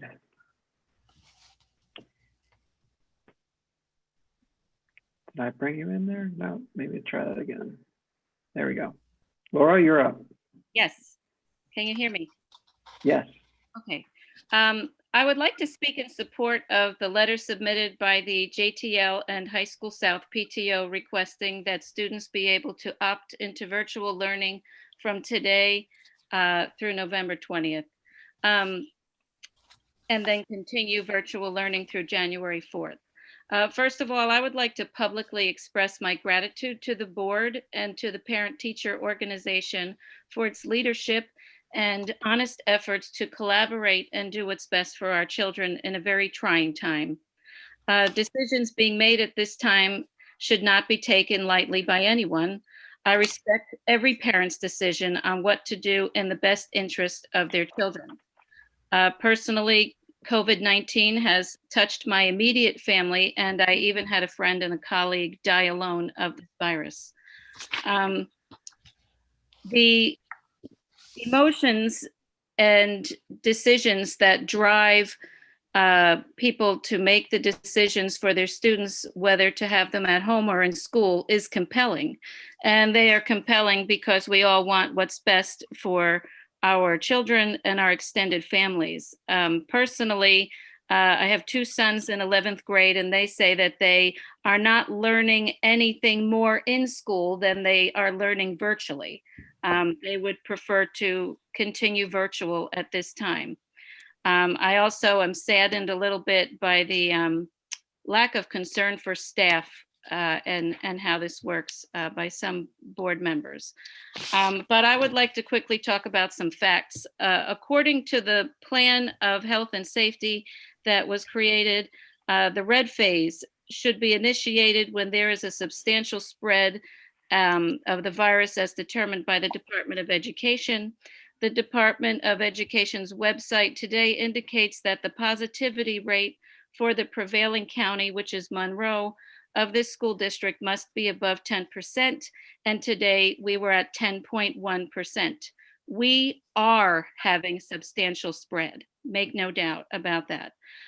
Right now, the district website indicates that there have been 32 cases in the district among staff and students.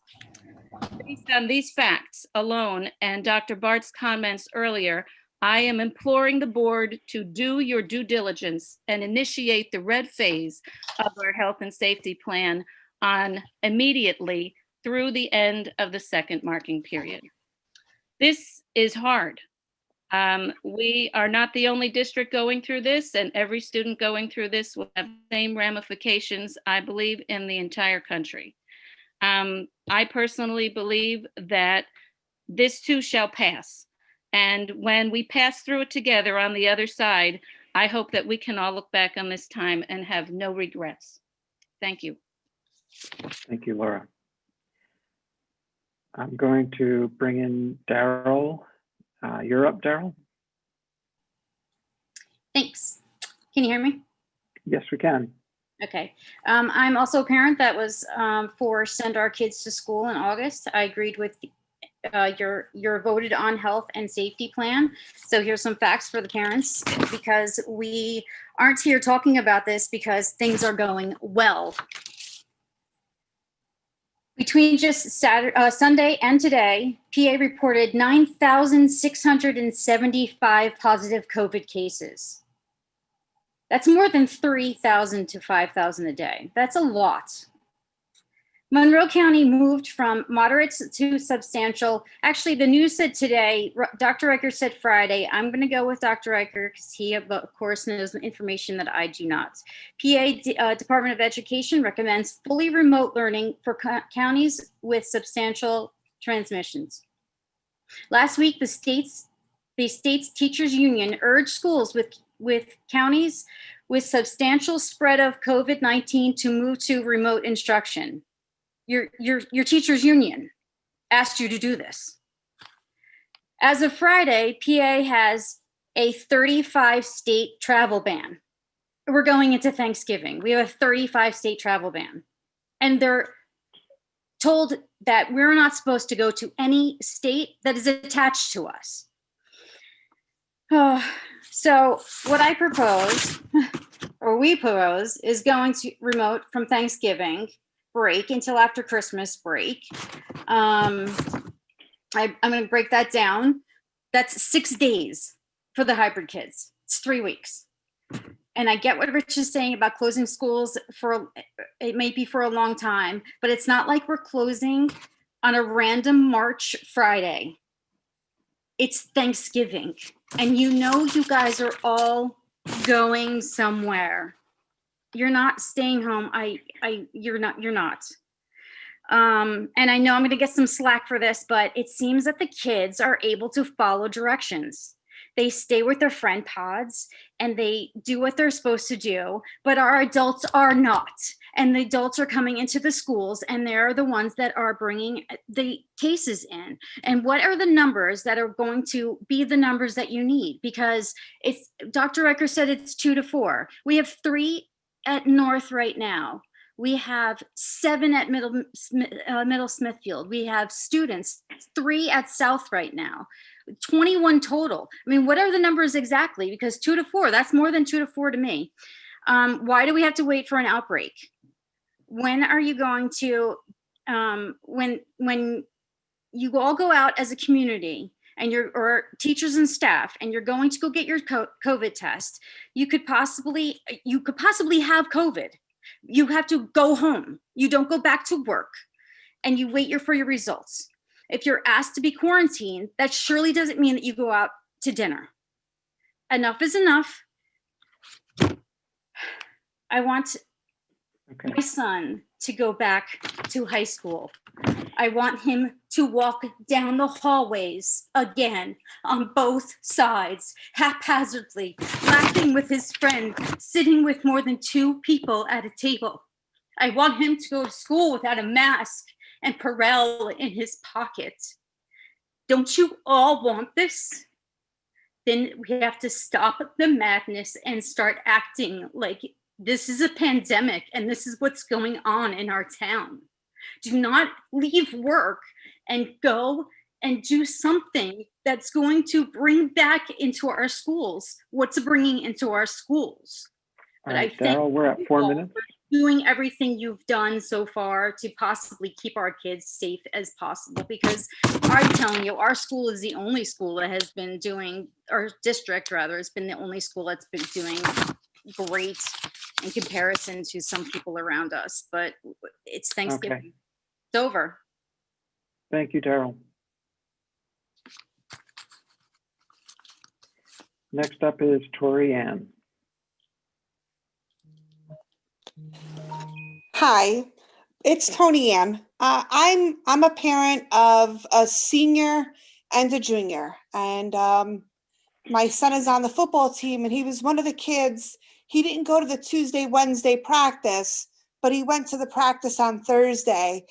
And my son, my younger son, and myself, and my husband had to stay away from our house for 5 days while we quarantined for our negative test results. Yes, we came back negative, but both of my sons and myself are high risk.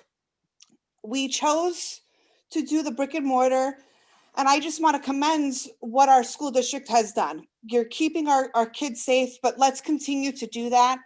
Our numbers are way too high. What happens to that 2 to 4? We would be closing our district down and going virtual. That's my question to you, is why are we not closing down? Let's not wait until Thanksgiving. We should have done that already. So that phone call that we got this morning, I'm thinking there's no school. We're going to be going virtual. So I'm just not understanding why we're not virtual as of today. We're supposed to be. According to what everybody was saying, that's what we agreed on. That's what you guys voted on. Why are we not virtual now? Why? That's what I would like to know, is why are we not virtual? And numbers are increasing. People are going to go away for the holidays. You know, people are going to go to work for the holidays. What makes you think that they're not going to bring it back and go into our school system when we come back? So again, virtual, virtual, virtual. Thank you. Thank you very much. Next up is Ruben Torres. Yes, thank you. The district has been doing very well so far. Your plans that you've had in action have proven to be good, and they've worked so far. We're in the red phase right now. Our county's in the red phase. We should be shut down as your plan. We don't want to go backwards. You've been doing well. You've been putting life and safety at the forefront. We're in a pandemic. Our children have to be safe.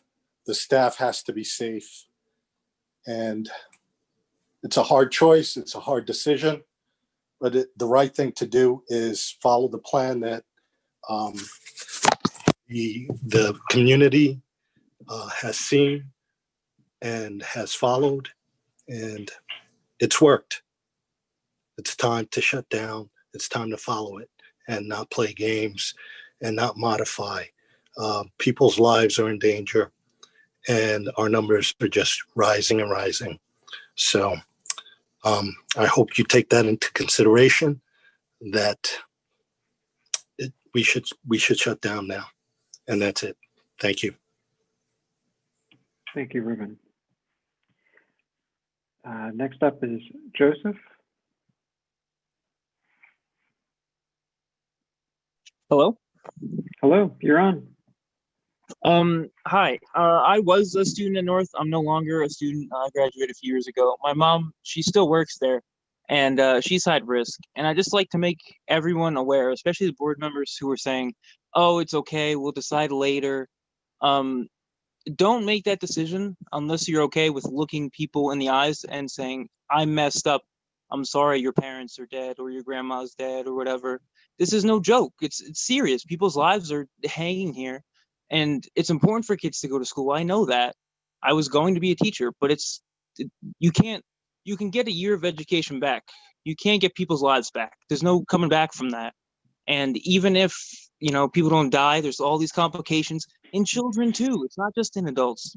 And the numbers aren't going to go down. I don't know why anyone thinks they're going to. There's no miracle that's going to happen.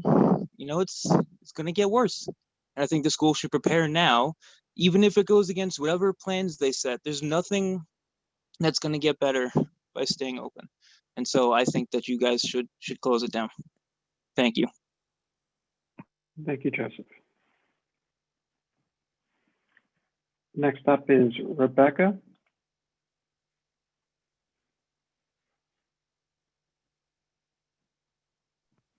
Hi. Yeah. Okay, thank you.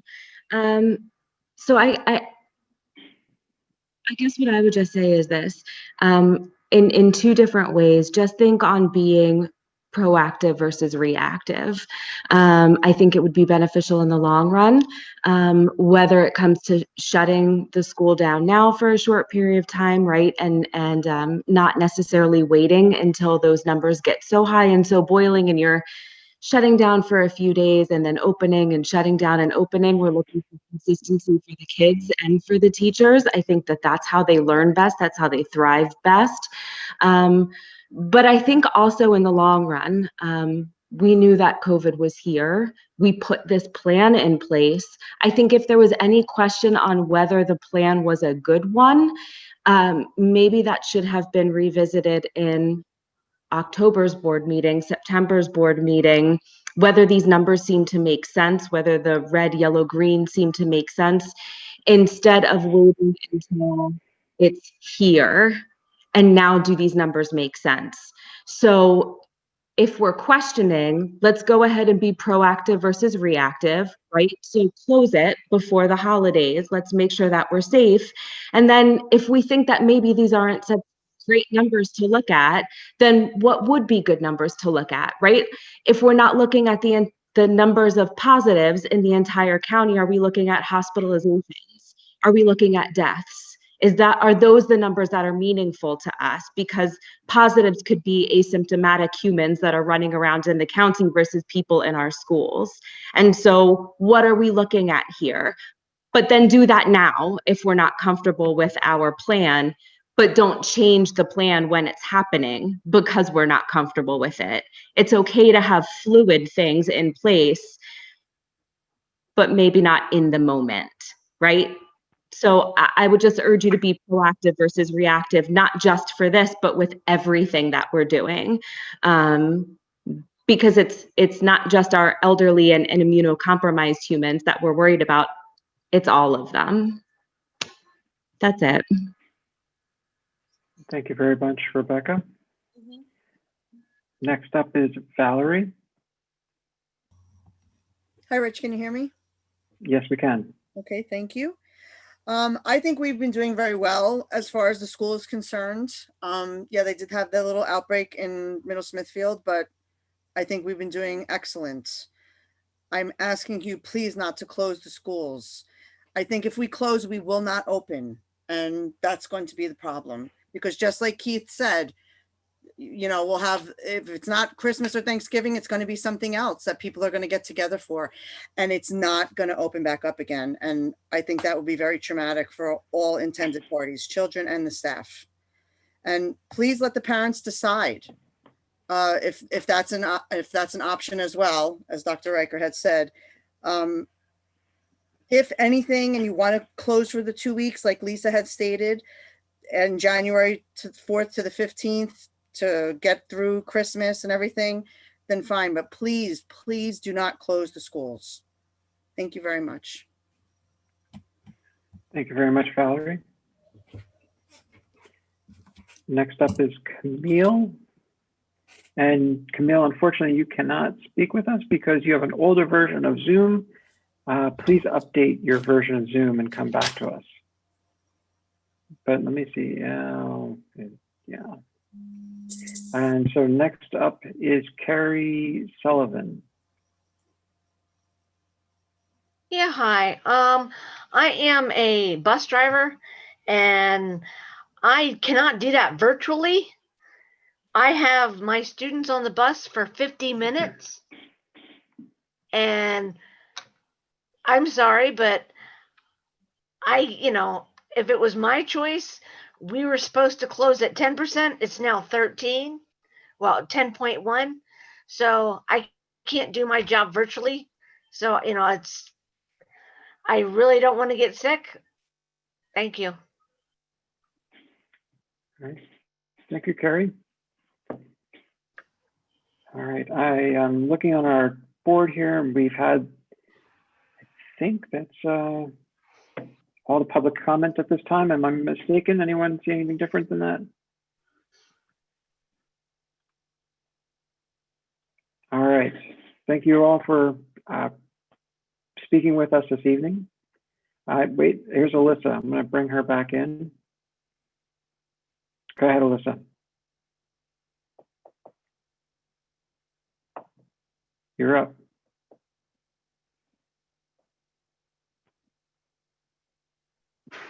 All right. Thank you all for speaking with us this evening. Wait, here's Alyssa. I'm going to bring her back in. Go ahead, Alyssa. Hi, yeah, I'm sorry, last minute. So I am a teacher in the You're up. district. I'm pregnant, I'm about 8 months pregnant.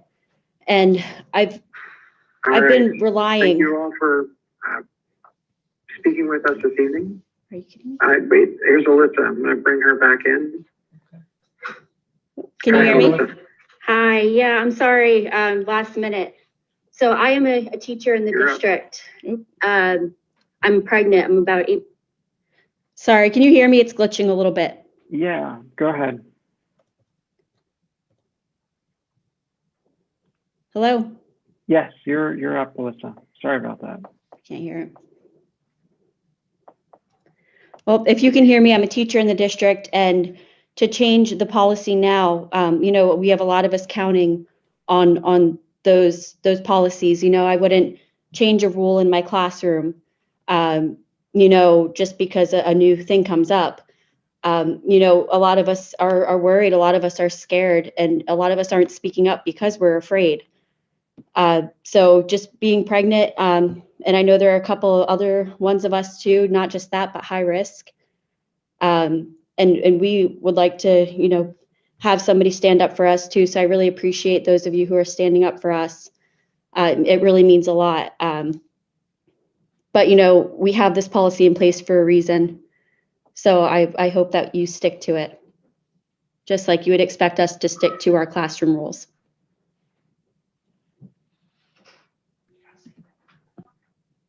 All right, thank you, Alyssa. I don't know if that worked. Okay, we got you in there. All right. All right, folks, now that is it. Rich, I'd like to make a motion. Okay, go ahead, Sharon. I move that the East Stroudsburg Area School District go virtual directly following the Thanksgiving break, scheduled to return January 15th. I don't have the dates in front of me. With the option for parents to choose whether or not the students will do asynchronous along with virtual learning.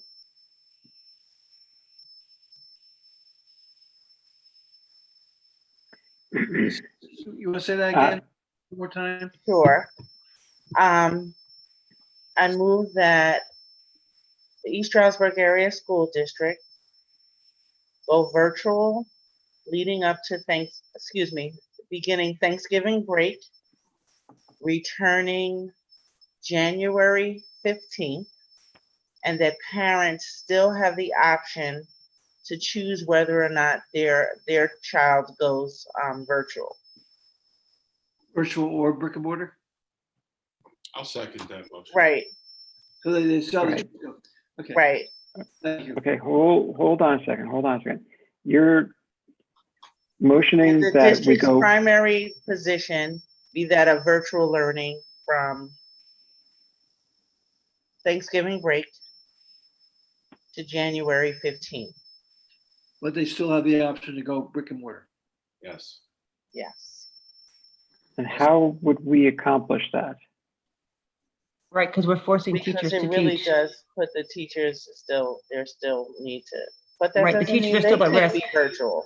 But the teachers could also be virtual now. But then who's going to be in the Students are classroom with them? I'd like to make a motion that we go to full virtual right after the Thanksgiving holiday, returning on January 19th. Okay, hold on a second. We have a motion, and I'll second. She was rethinking it. Sorry, Sharon, I Okay. didn't step on I you. appreciate it.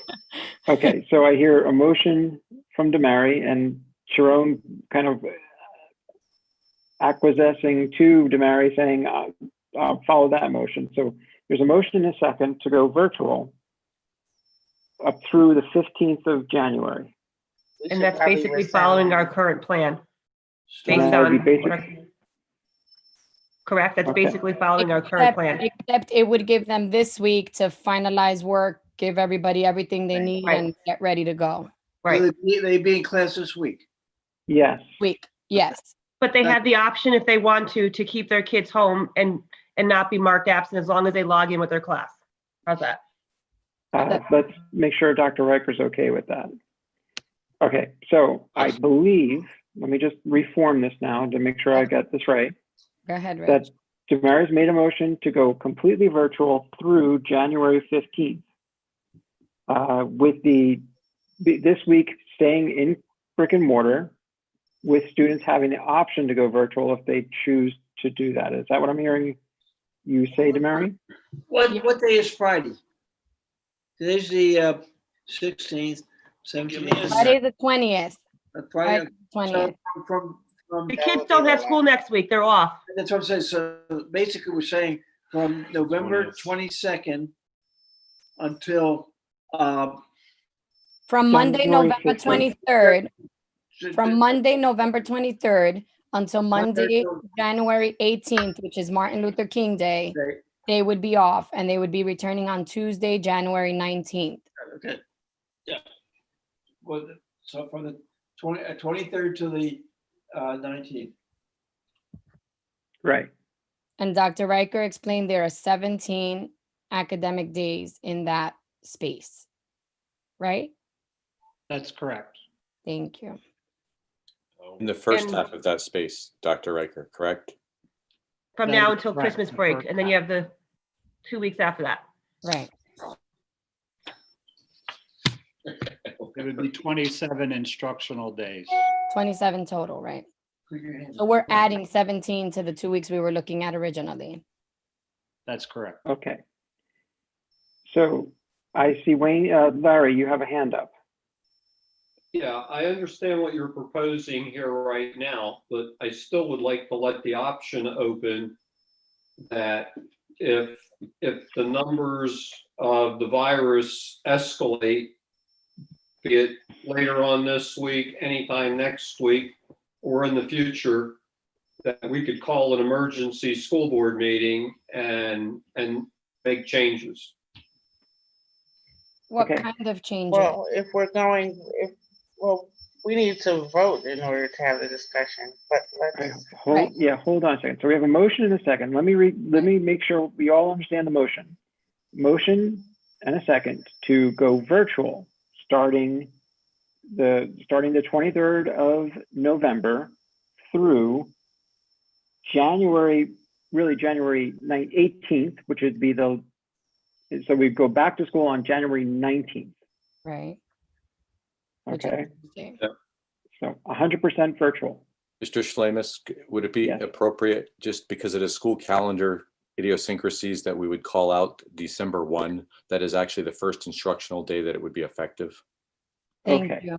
Yes. Perfect. So through December 1 through January 18th, or would it be more appropriate to say Actually, it that? would be January 19th because MLK is it? No, It's I Monday don't the think the 18th. district. MLK is Monday the 18th, and we do honor it. So the 19th. Yeah, so Eric, can you walk us through the exact dates? Because we do have several holidays in there. We have Thanksgiving, we have Christmas, and we have Martin Luther King Day.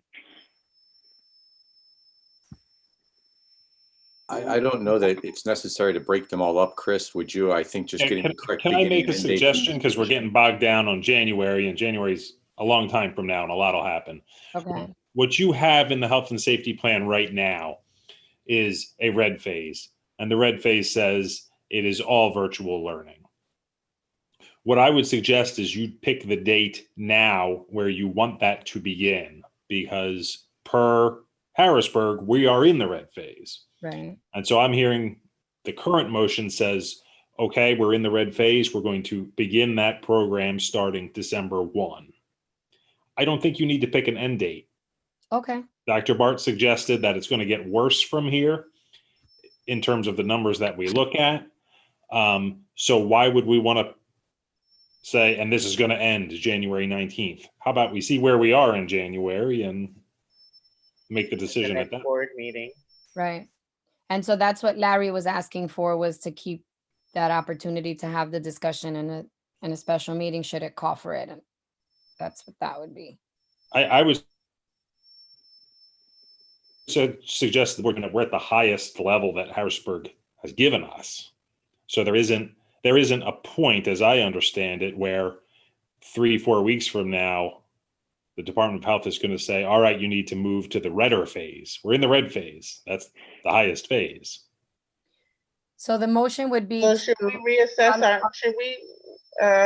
should we redo our motions? Like, yeah, I was going to say, so the motion would be to follow the plan beginning the first day of the Thanksgiving holiday, or Chris, you could. December 1st. Or December December 1st, which is. Right, because if my understanding was the current plan was 2 weeks in that red phase, correct?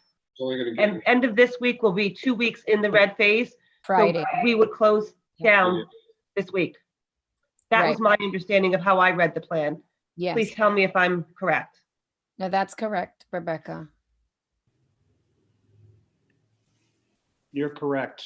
I would, however, at least indicate for our communities and our families an end date.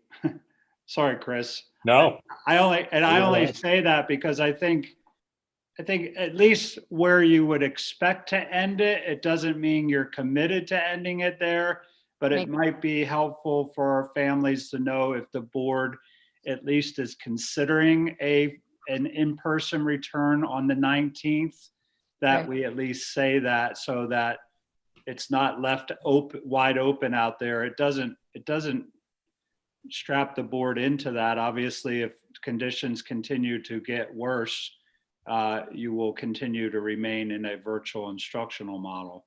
But I think at least having now the 19th, unfortunately, is prior to the January board meeting, which is the 25th. So to Larry's point, you may need to have a board meeting before the 25th to decide if you're going to extend the virtual model beyond the 19th of January. We could do a special meeting. That's fine. I'm okay with that too. I don't think that special meeting has to be in the motion, but we have to all understand there may be a special meeting. Right. So my original motion, the one that Sharon seconded, is okay. Lisa, I see your hand. I just want to clarify where I stand in terms of the motion that I made. So the motion that I made that was seconded by Sharon stands, right, Dr. Riker? Yeah. Yes, it would be from December 1st. You can say through January 15th because the 18th is already a holiday. That's okay, correct. So the first day you would actually consider return to in-person would be the 19th. 19, correct. Okay, so that's Okay. my motion. And All Sharon, right. So we have a motion and a second. I think we all understand what the motion is. I'm going to, Lisa, you have your hand up, and I'll go to Rebecca. I have three things here. For the record, are we following Pennsylvania state percentage numbers or Monroe County? Monroe County. And, well, because we just said the state, somebody just said the state is at the red. Well, And right now, we're out of we are in the compliance according to the Department of Okay, Education. I just want that clarified. Are we We're going by following? our county numbers, and our Monroe county County. numbers are over the 10%. Okay, Okay. I just want that stated, okay? Are we following Monroe County or the state? Also, I know we're saying we're expecting it to get worse. If it changes, do we go back to the plan originally? Or are we waiting for another discussion like this? 2, and is this inclusive, obviously, of sports and activities? And that comes from a question from the audience, but anyway, so that's a three-parter. Sorry for the clarity. I'll say this, there is a separate one. Do we have already another one about sports, right? Yes, I added that to the agenda. All right, so that's already on the agenda. We're going to pass over that one. Rebecca, And that was you have my your hand up? question. We're going to vote on that separately. Separately, yeah. Yeah. Debbie, anything from you? No? Rich, I would like to just respond to Lisa's second question. The Department of Health's recommendation in order to come out of a substantial, or in this case, a virtual instructional model, would be that the county or our counties would remain in a moderate level of community transmission for 2 consecutive weeks before we would consider moving in the opposite direction that you're considering. So that's concerning to me. I feel like we're not getting out of it. That's It the problem. definitely, Rebecca? it definitely extends it by 2 weeks. So one question, with us closing down Friday, do staff still report for parent-teacher conferences and in-services next week, or do they not? Virtual. It would be, that would be a change of mode, I would think. If we're going virtual, we're not going to still come back and put us at risk again. Right, that's why I was just asking how that's working for the virtual staff. discussions at that point. My opinion. Well, the motion is actually going virtual as of December 1st, not November 23rd. So we haven't deliberated on that. Obviously, the safety of our staff is a concern. And if we need to rethink or relook at our current practice as to whether we're going to allow in-person parent conferences or not, I don't know that that's part of this discussion, but we can surely work with the association on how we can do that in a favorable way for our staff and our parents. Do you need chest compressions? No, my sinuses and allergies will kill me. Okay. Do So, we, Lisa? sorry, I'm sorry. not Do you, I just heard the background discussion. Yeah, I did too. clarify here who reports and doesn't report? That's since what I was gonna say too. And do we discuss here also the compensation here or not? I would say no, that's already been decided and discussed by the board up until at least January 25th board meeting. The board's already given me that direction. And as far as who shows up and who doesn't, we have an AR that speaks to that. Okay. We will look at that again and see whether we need to modify it under these current conditions, but I don't see that as needing to be part of this motion. So I just want to clarify because I was under the same impression that with Sharon that we were going to go virtual. So aren't parent-teacher conferences already virtual? I've scheduled mine and they are virtual. So if they're virtual, Yes, but They usually in say middle that. school, they're with 5 different teachers at one time. So I didn't know if they were going to be in a room together, social distancing. No, and then- I'm glad it came up. I'm glad it came up, but I'd like for us to clarify if we to include that in the motion. I can honestly say, I would assume they are virtual, but I don't know that. I haven't worked with the principals on parent-teacher conferences. But if you're saying they are already scheduled virtually, which I Yeah. assume they are because they were before as well, they would stay that way. We obviously won't go back to an in-person meeting next week. Okay. Yeah. Dr. Riker, Mr. Zoll is indicating he may have an answer to that, just so you're aware in case you didn't see it. You want me to bring him in? I just got it. They are all virtual. They would stay there. Perfect. Thank you. Okay. Okay, perfect. All So right. we're back. Yeah, we really should move forward. Okay. Larry, I see your hand up there. Yeah, I'm just, hey, we're in the red numbers, we should do it virtual. I'm concerned about going forward here with community, the support workers. I don't want to be criticized by the county or the state for delaying being we're in the red. I think we need to go total virtual. I think we should vote. Okay. I agree. All right. So we have a motion. We have a second. We've had some discussion. We've run around the board on this. Perhaps we should do a voice vote. Yeah, why don't we just one more time say what the motion is so we all know what we're talking about, because we've had a lot of discussion after we did the motion. All right. So the motion is to go virtual from December 1st through January 15th. And that's it. That's the motion. Yes. You're saying. Yeah. And now we're voting on it, correct? And now we're Yes. going to vote on that. And so Okay. my understanding is that means you're doing what the health and safety plan calls the red phase starting December 1st. Correct. Everything else in the health and safety plan stays the same, just directing that it starts December 1. And we're having a tentative end date. Right. Yes, January Okay. 15th. All right, good. Thank you, Chris. Okay. Patricia, will you do a roll call vote? Dr. Bonilla, Yes. Sharon Glasgow, Yes. George Andrews, Yes. Rebecca Bear, Yes. Larry Diamond, No. Debbie Kulik, Wait. Yes. Wayne Roner, Yes. Rich Lamus,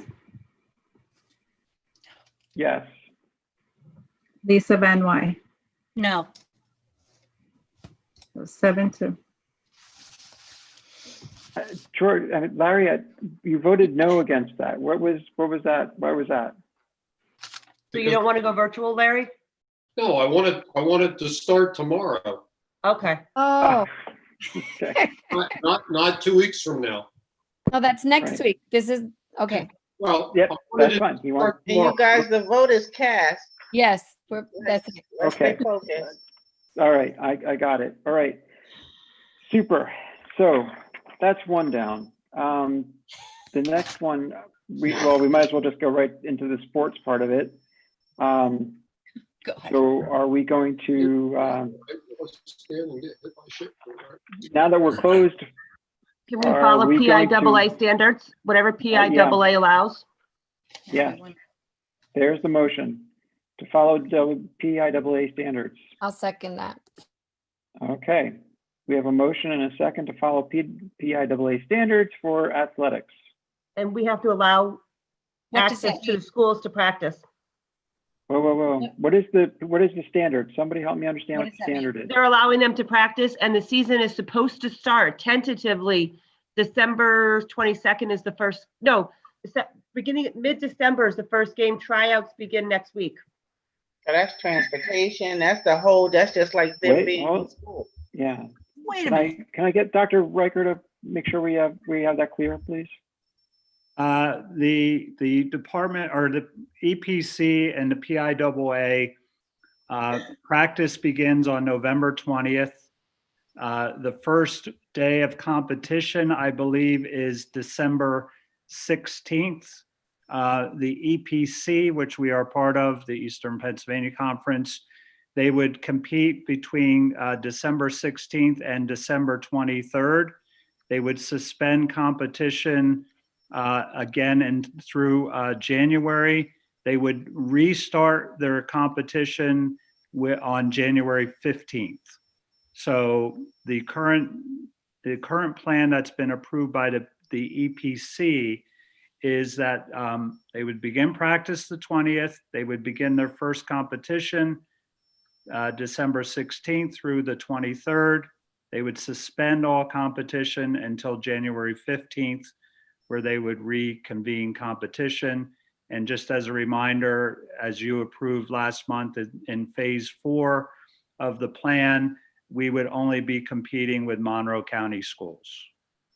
And parents are responsible for getting them to and from practice. Right, as per Dr. Bart's recommendation. And we'll figure out the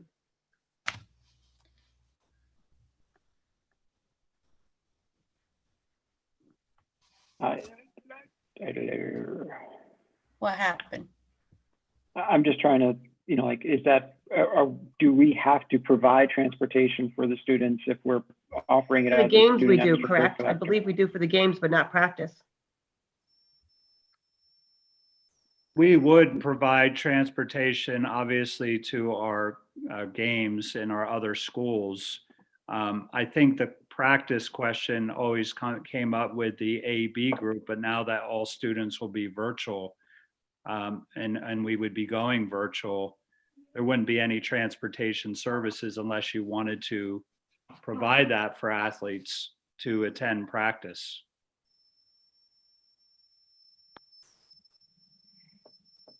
Okay. Rebecca, what's your motion? Well, let me get this straight. We're not in school, but we're going to allow sports. Just saying. And provide transportation to activities. No, I don't even know if they're going to have games, but should we let them at least have their tryouts? I don't know. So if they resume in January, they can actually have a team in place so they know who's on the team, because they're not going to have tryouts. I don't think we should provide transportation. No, I don't either. Let's at least let them have their tryouts to see who makes the team and go from there. I'm concerned about equity issues for Me too. I think we should vote. opportunities. So what's the motion? Because everything has changed. Absolutely. Yeah. So the motion right now is to follow the PIAA rules for permitting practices and things like that. I think we need to have a separate conversation about transportation.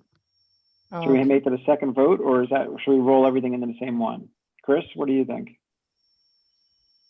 I don't know.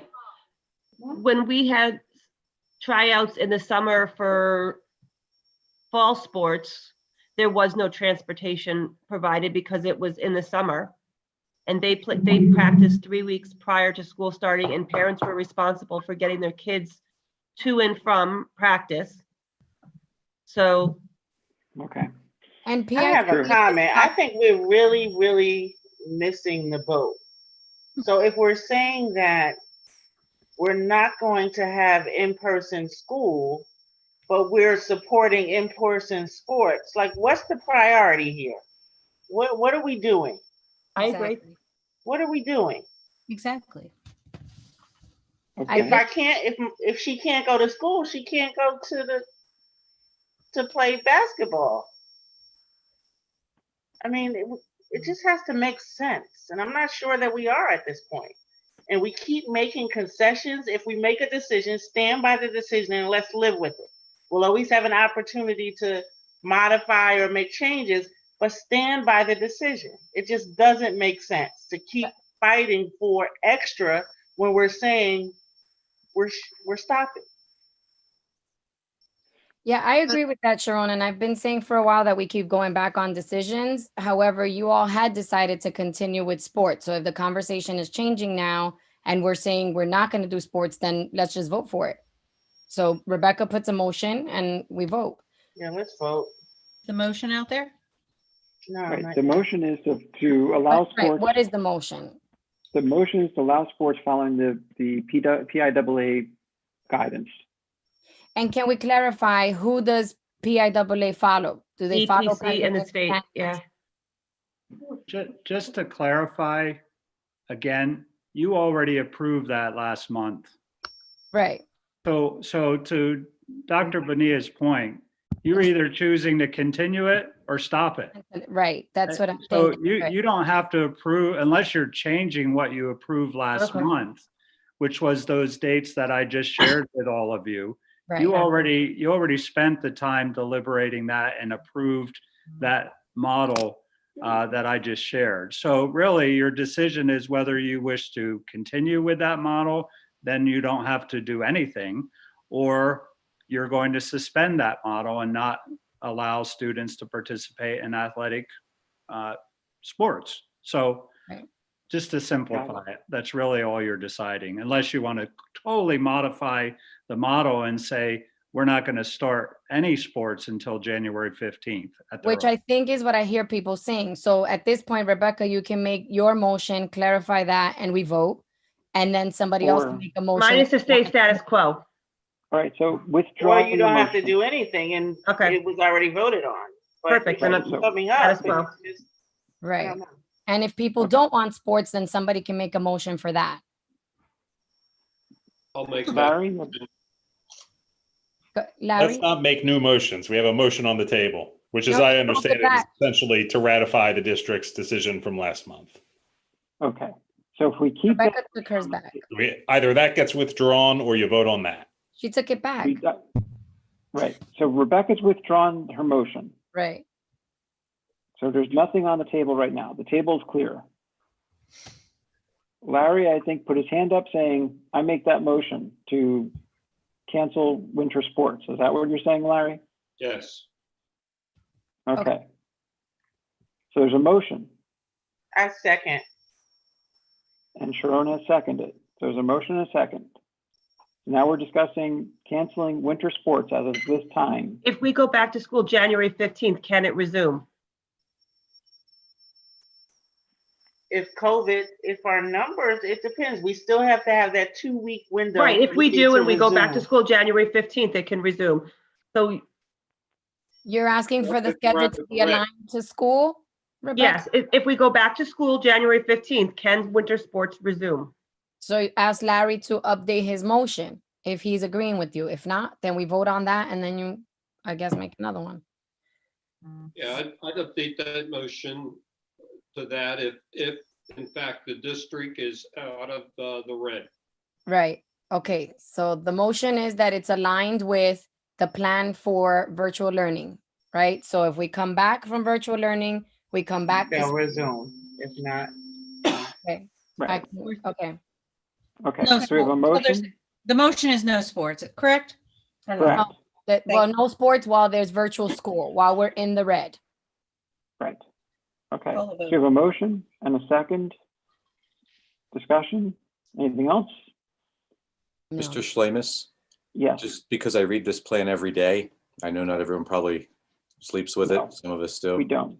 The current plan under sports and extracurricular activities noticeably has absent the reference to the health and safety plan for athletics, which allows it to operate under the red phase. So I believe, if I'm reading the plan correctly, the plan currently, by activating the red phase, does exactly what this motion would do. Because it's currently reading in the column I'm looking at that they're closed. So there's no plan to have athletics. The athletic phase and plan notably appears only under the yellow portion of the phase, which would reactivate it again. But I I thought think the Dr. special Riker might be meeting- referencing his copy to double check me there, but that's how I'm reading the current plan. Yeah, I appreciate the clarification that somebody clarified, because I thought the special board meeting, the one that I missed, was to address that and something else was put in place. So I would appreciate clarification. I agree, Damari. I don't think there's any harm in just voting and getting it over with, right? Oh, okay. That way we're clear on our decision. Okay, sounds good. Okay. Do roll call vote, Patricia? Larry Diamond, Yes. Sharon Glasgow, I forgot what we were voting on. I'm sorry. Sports aligned with school. Virtual school equals no sport. Yes, align with school. George Andrews, Oh, said no. Rebecca Bear, No. Dr. Bonilla, Yes. Debbie Kulik, Yes. Wayne Roner,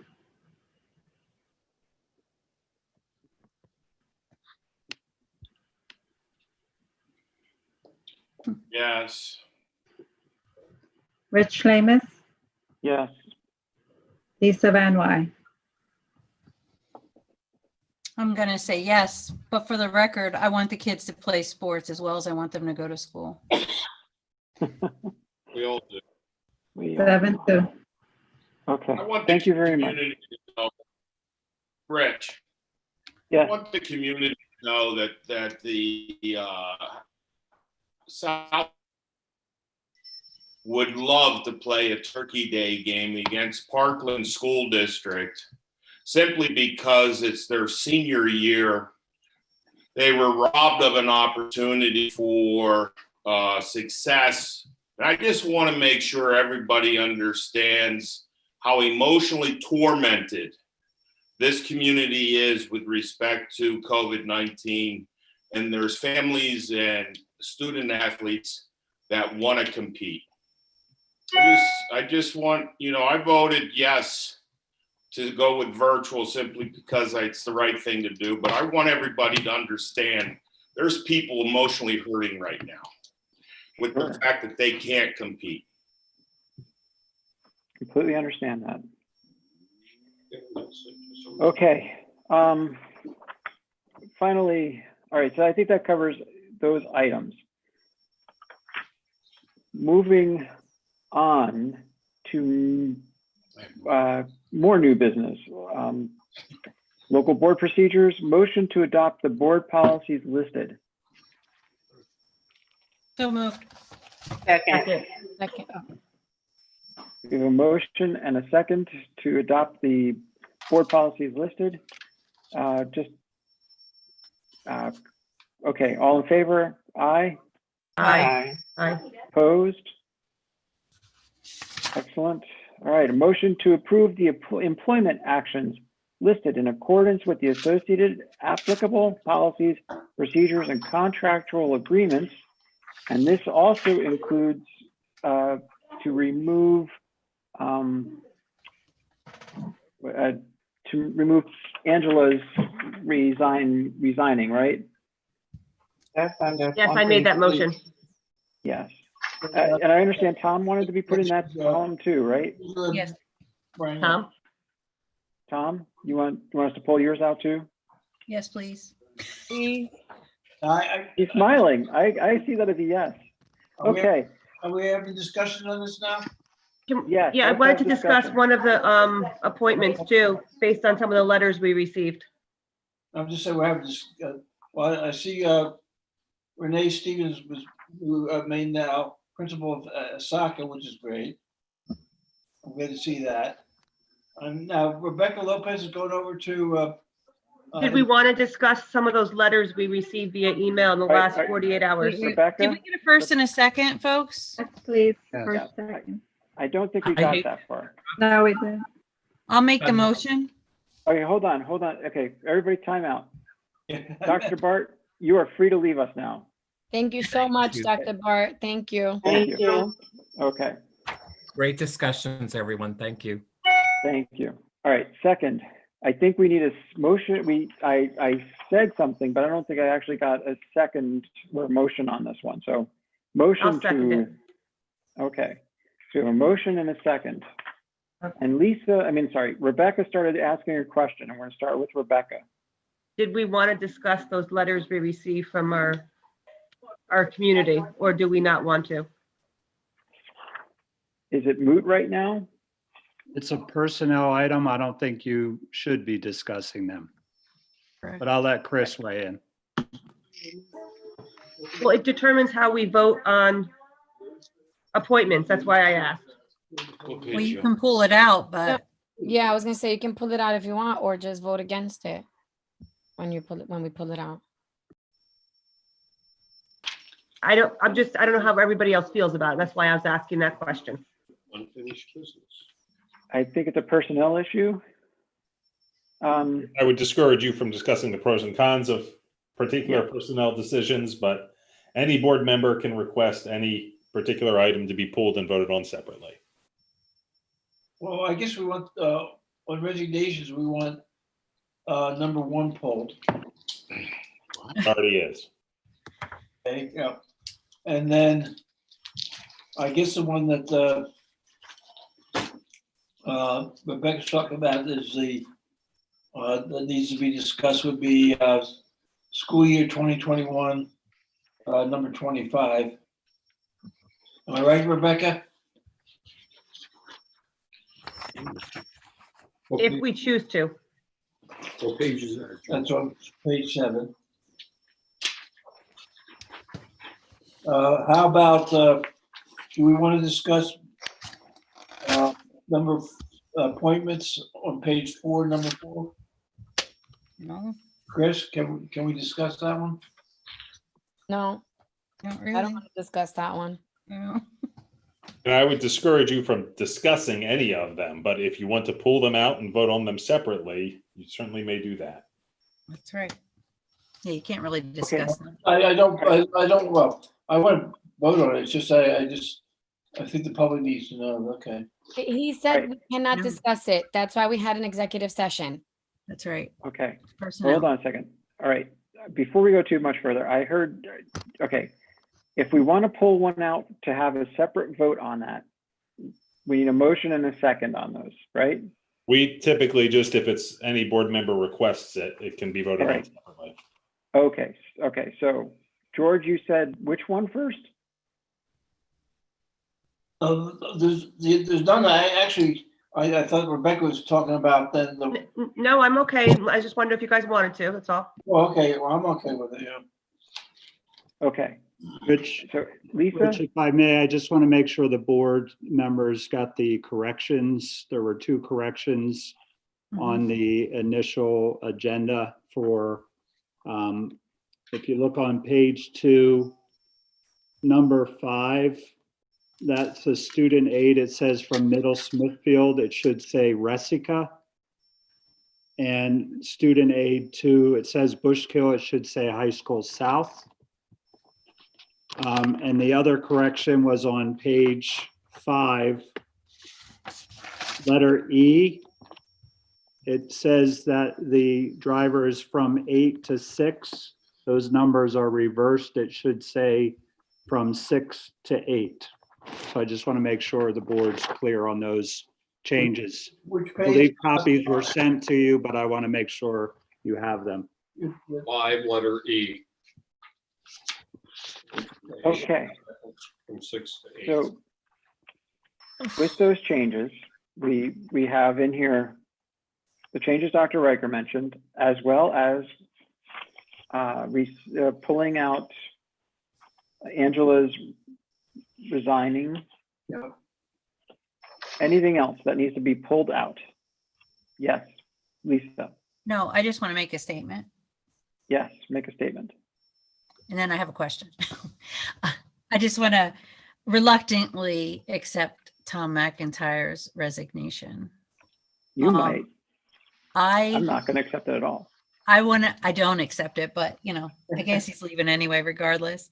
I do wish him luck, and I do thank him for his open door policy and just helping explain anytime we had any problems, anytime I wanted to come in and chat with him about finance. It's so much fun, but I'll miss him. That's all I can say. I agree with Lisa. I third that. Yes, me too.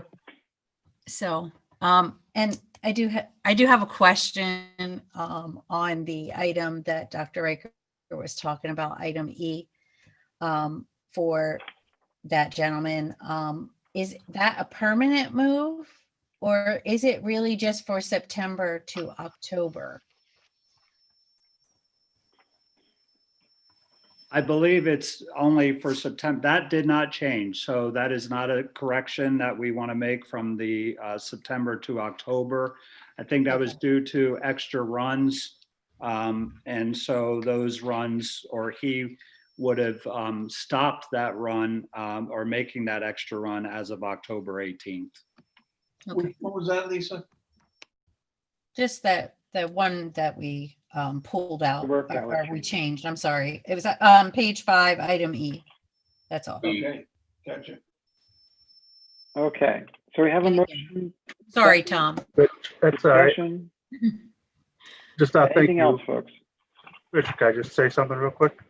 Absolutely. Well, yes, please.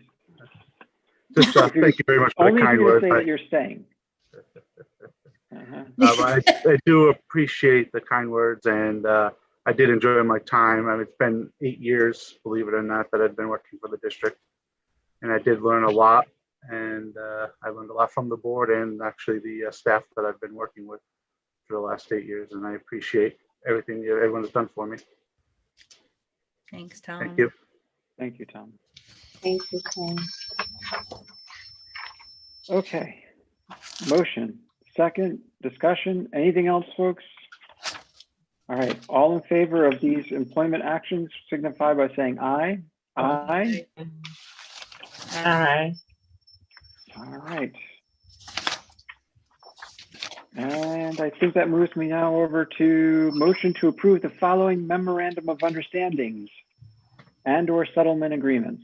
Am I correct? Yes. Yes. Okay. So moved. Second. Thank you, Deb. Second, Damari. Second to Mary, thank you. We have a motion and a second for these employment contracts. Discussion. All right, all in favor signify by saying aye. Aye. Aye. Aye. Opposed? All right. An employment contract, a motion to waive the stipulation set forth in the agreement between the East Stroudsburg Board of Education and the Area Education Support Professional Association, and contained in Article 7, no, that's 12, sick leave for Deborah Ellers. So moved. Second. Motion, second, discussion. All in favor, aye. Aye. Opposed? All right. Purchases subject to bid. Motion to accept the quote from Edgenuity in the amount of $14,100 for 150 e-dynamic courses. So moved. Lisa. Second, Damari. Motion, second, discussion. All in favor, aye. Aye. Aye. Opposed? Motion to accept the quote from Working Dog Press in the amount of $12,794 for the printing of workbooks. Motion. Thank you. Second, Thank Damari. you. We have a motion and second, discussion. All in favor, aye. Aye. Aye. Opposed? All right. Motion to accept the quote from Brain Pop in the amount of $8,007.48. So moved. Thank you, Larry. Thank you to Mary. Discussion? All in favor? Aye. Aye. Aye. Opposed? Motion to accept the quote from Middlebury ELL program in the amount of $5,800. So moved. Debbie. Second. Oh, take it, Lisa. Take it. Take it.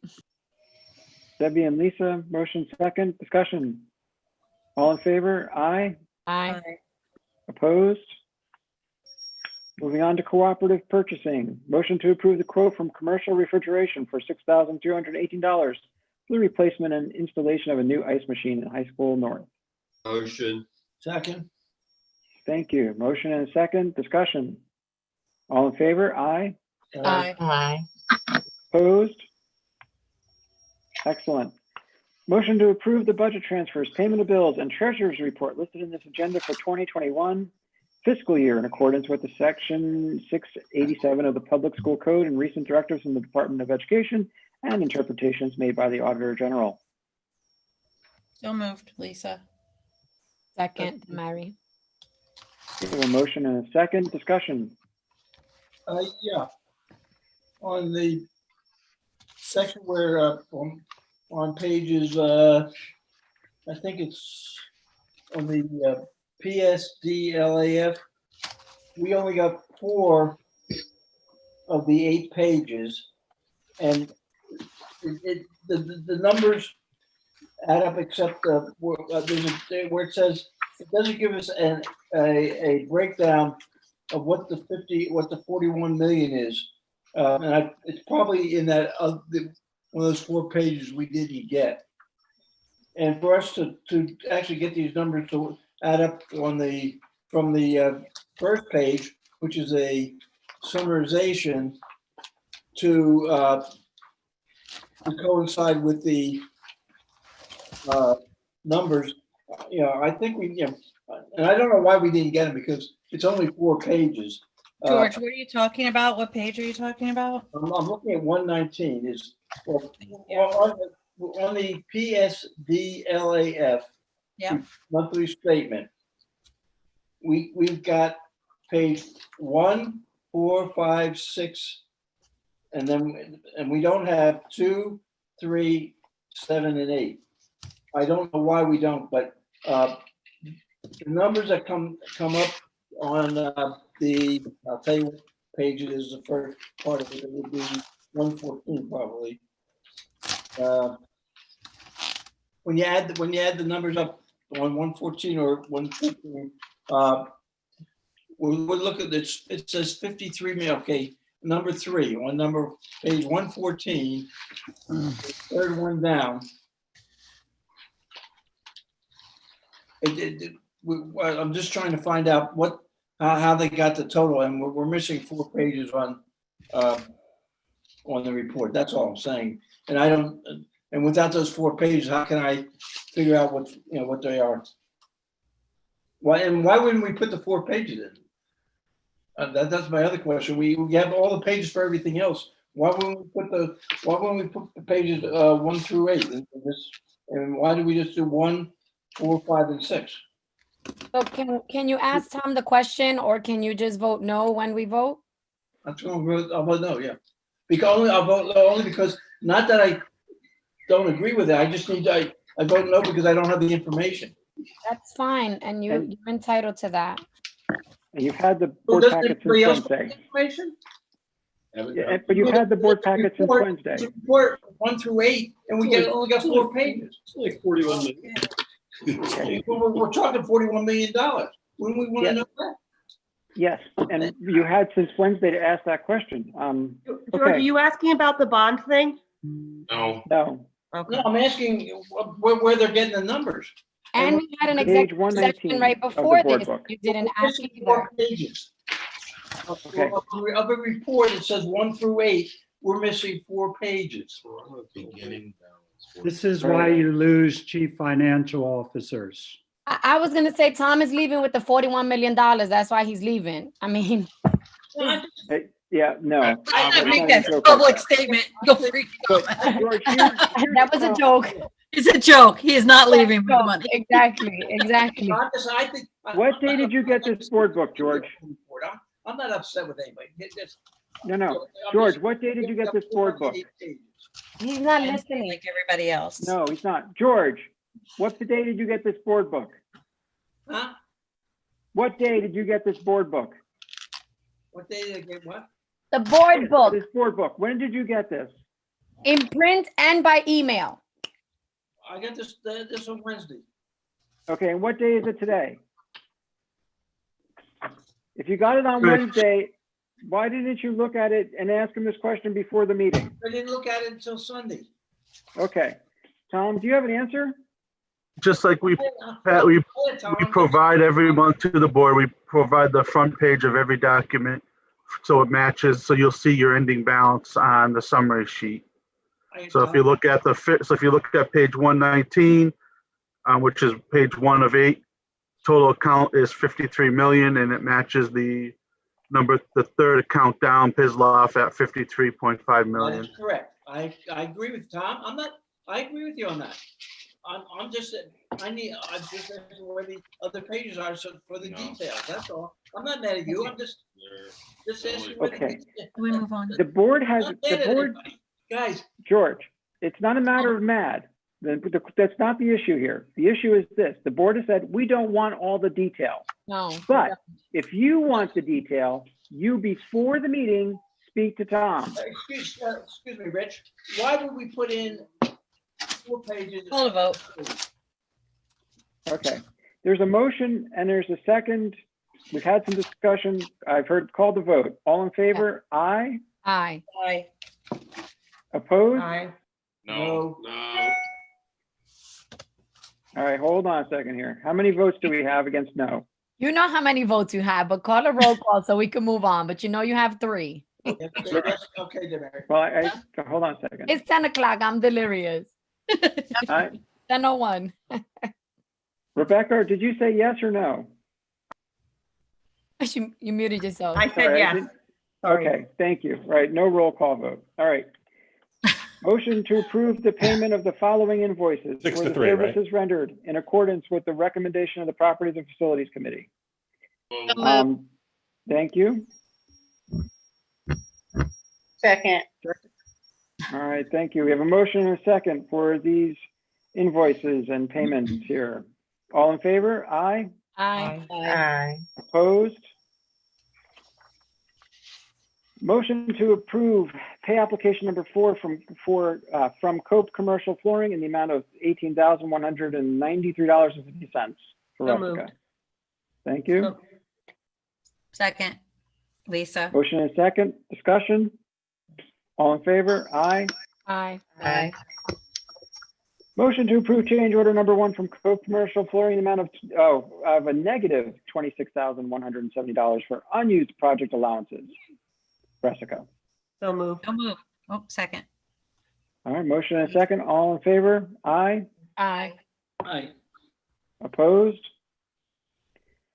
Motion to approve the request to renew the already established student activity funds listed below. So moved. Second. Motion and second. Discussion. All in favor? Aye. Aye. Aye. Aye. Opposed? Motion to approve the request to renew the already established special activity funds listed. So moved, Debbie. Second, Damari. Thank you. Motion second. Discussion. All in favor? Aye. Aye. Aye. Opposed? Motion to approve the tax assessment appeal settlement stipulation presented and to authorize the solicitor to execute the stipulation on behalf of the school district. So moved. Oh, I'll second. Motion second. Discussion. All in favor? Aye. Aye. Aye. Opposed? Motion to approve the 5-year proposal from Otis Elevator in the amount of $224,867 for service and maintenance of the district elevators. So moved, Sharon. Second, George. All right, motion and a second. Discussion. All in favor? Aye. Aye. Aye. Opposed? Motion to approve the contracts listed for their specific services, rates, and effective dates, subject to the review and recommendation of the solicitor and approval of the administration regarding the terms and conditions of any final contract other than cost or price. So moved, Debbie. Thank you. Lisa. Take it, Lisa. Sorry if I got anyone. No, take All it. right, motion second by Lisa or Debbie or Mary. Lisa. All right. Lisa. Anybody to, I have no idea what these things are for. All in favor? okay. All right, all in favor? Aye. Aye. Opposed?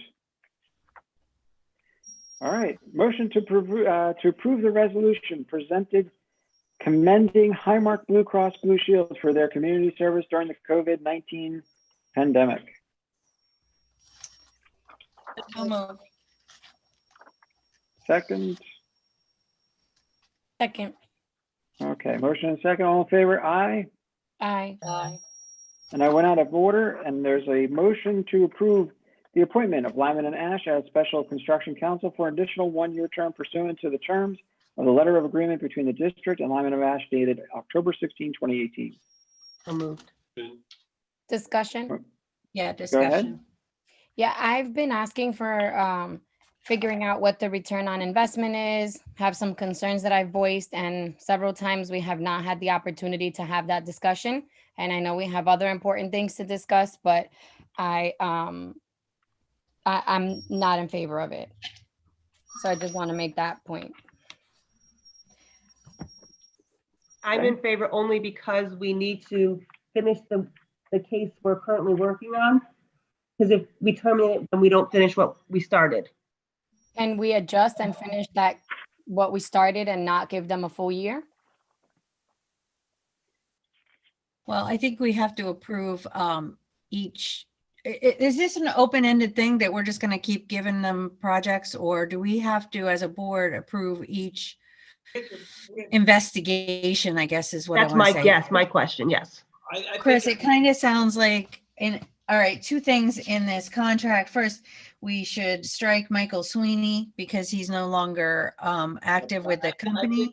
Lisa, I think we do as a goes through properties and facilities committee as we decide if we want to keep them. Okay. We get done. All right, hold on, George. One thing at a time. Because do you see where I'm talking about, Chris? 187. Oh, I do. So he's mentioned several times. He needs to come out and probably that, I don't know if it matters. And that Mara has to be in there. Amend the I don't know. motion to indicate replace Michael T. Sweeney in all places with Mara Lynch. Yeah. Yeah, it's not accurate like some of the other items that we get from them. Right. And that's why we've been asking for more Well, details. this is the old contract. It's not Yeah. the new one. This is the old one that we signed back in 2018. So Yeah, we never got an updated one, Right, Mary. so we should have an updated one. So why are we voting on a contract that's not updated? And some of us still haven't seen the information that we've been asking for, which is accountability. And they spend a whole lot of time talking with individuals on this board and costing us money. And Right. there are conflicts of interest as well, more than one. So I have concerns about that. So, but it also And this brings, is 2018. We weren't even here. Yeah. So a lot of stuff we spend money on is because can I just say something too? have the documentation, so they spend a lot of time finding the documentation. So Well, processes with them are off as well. That's why we've been talking about them meeting with the administration versus with individual board members and or the So committee. you think that the community should pay multi-million dollars worth of construction repair for defective construction work is what No, you're really telling the community right now. No, don't tell me what I'm telling I the am going community. to tell you what. No, because I speak up for myself. You don't have to tell the community what I'm saying. What I'm saying is that I have an issue with a conflict of interest with us paying as a district a law firm that you personally hired for a lawsuit years ago, that someone else on this not board the personally liaison. hired for a Those are lawsuit years facts. ago. And not the I have an issue with liaison. that. Well, I wasn't here when this law And firm I'm was confirmed in interested in, 2018, but state I am here now. too. I can voice my concern and you will And not I'm be going heard to what I have to continue to say. communicate with you also moving forward. Okay. What? What did he say? Okay. Because I didn't hear him. I don't know. All right. Okay. So here's what we need to do, folks. We have this motion. We have a second. We're having some discussion here. We can, Can I, yeah. Go ahead, Lisa. can I just, all right, two things. We're currently working on ESE. We've definitely Right. given approval for that to work with Lyman and Ash to work on the sprinkler system at ESE. Yeah. One, right? I had a discussion you also have the on the phone with Larry Diamond, Lyman and Ash, and Josh. I asked Cletus to give us something on North Campus so that we know if we can move forward with the roof or not. We were already, that's the original reason we hired them. Mhm. And when was that, Lisa? Well, maybe 2018, if that's what Yes, this says. That's what the Yeah. contract says. So- So what have we gotten done in 2 Exactly. years, and the Wait, taxpayers hold on, like Damari, us hold are on. paying it. I'm sorry. Hold Rick. on. No, Go I ahead. get what you're saying, Damari, and that's why when on this phone conversation with Cletus, I feel I was pretty clear that we either have something or we don't, and we want to like finalize that in some way, shape, or form. So a year contract for that. That's my question. Why not do I agree. project based, right? The project I that agree. Lisa knows. Okay, so but the other part of this in this contract is who Lyman and Ash reports to and who they communicate with. And although it was set up and in this contract it says by way of Properties and Facilities Committee, although we are part of the construction, issues and we know about them, I feel like the reporting is a miss. Like I don't even know half the information that's going on sometimes, and I feel I should. So I feel like the full board should know what's going on as well. So And the properties who committee they changes, report to, it changes annually too. Right. Okay. That's the other point. Yes, that could change annually. So the full board should know what's going on, not just Properties and Facilities. And, to Wayne's point, no, I am not in favor of the taxpayers paying $7 million for a faulty roof. Exactly. However, exactly. if there is no case, there's no point in having them on retainer. That's what I'm trying to get out of Cletus, Lyman and Ash, Mara, whoever you want to talk about. So again, I think a year is too long. I agree. we're on the same page as that goes. We are in it with them for ESE for sure. Right. And maybe it should state they should report to the full board as opposed to just Properties and Facilities. Obviously, they'll need information maybe as they go along a little bit, but I don't know. Okay. So what I'm hearing is you're making a motion that to change line 5 to report to the East Stroudsburg Area School District Board of Directors, or Board of Education, rather than to the Properties and Facilities Committee. So take out by way of the Properties and Facilities Committee off the last line on page 187. There you go. That's it. But, Okay. go ahead. The Lisa. only thing I would say is that somebody should be a point person. It should be Dr. Riker or Eric Forsyth or somebody like that. I agree. I think Dr. Riker should be I the think it person. doesn't change because board members Dr. change. Riker is our superintendent for the next 3 years, so. That's why we put Larry in charge. Dr. Riker. Okay. So Lisa, will you make the motion to amend section 5 to strike by way of Properties and Facilities Committee, and then put in, so we have report to and Dr. Riker. So I would say special counsel shall report to the East Stroudsburg Area School District Board of Education and Dr. Riker, or make it, and the point person for the Superintendent. what's that? No, it's fine. I was just saying, or the superintendent. I would say the superintendent is the point person. Right. Maybe Chris can clean up that language. So would it be by way of the superintendent?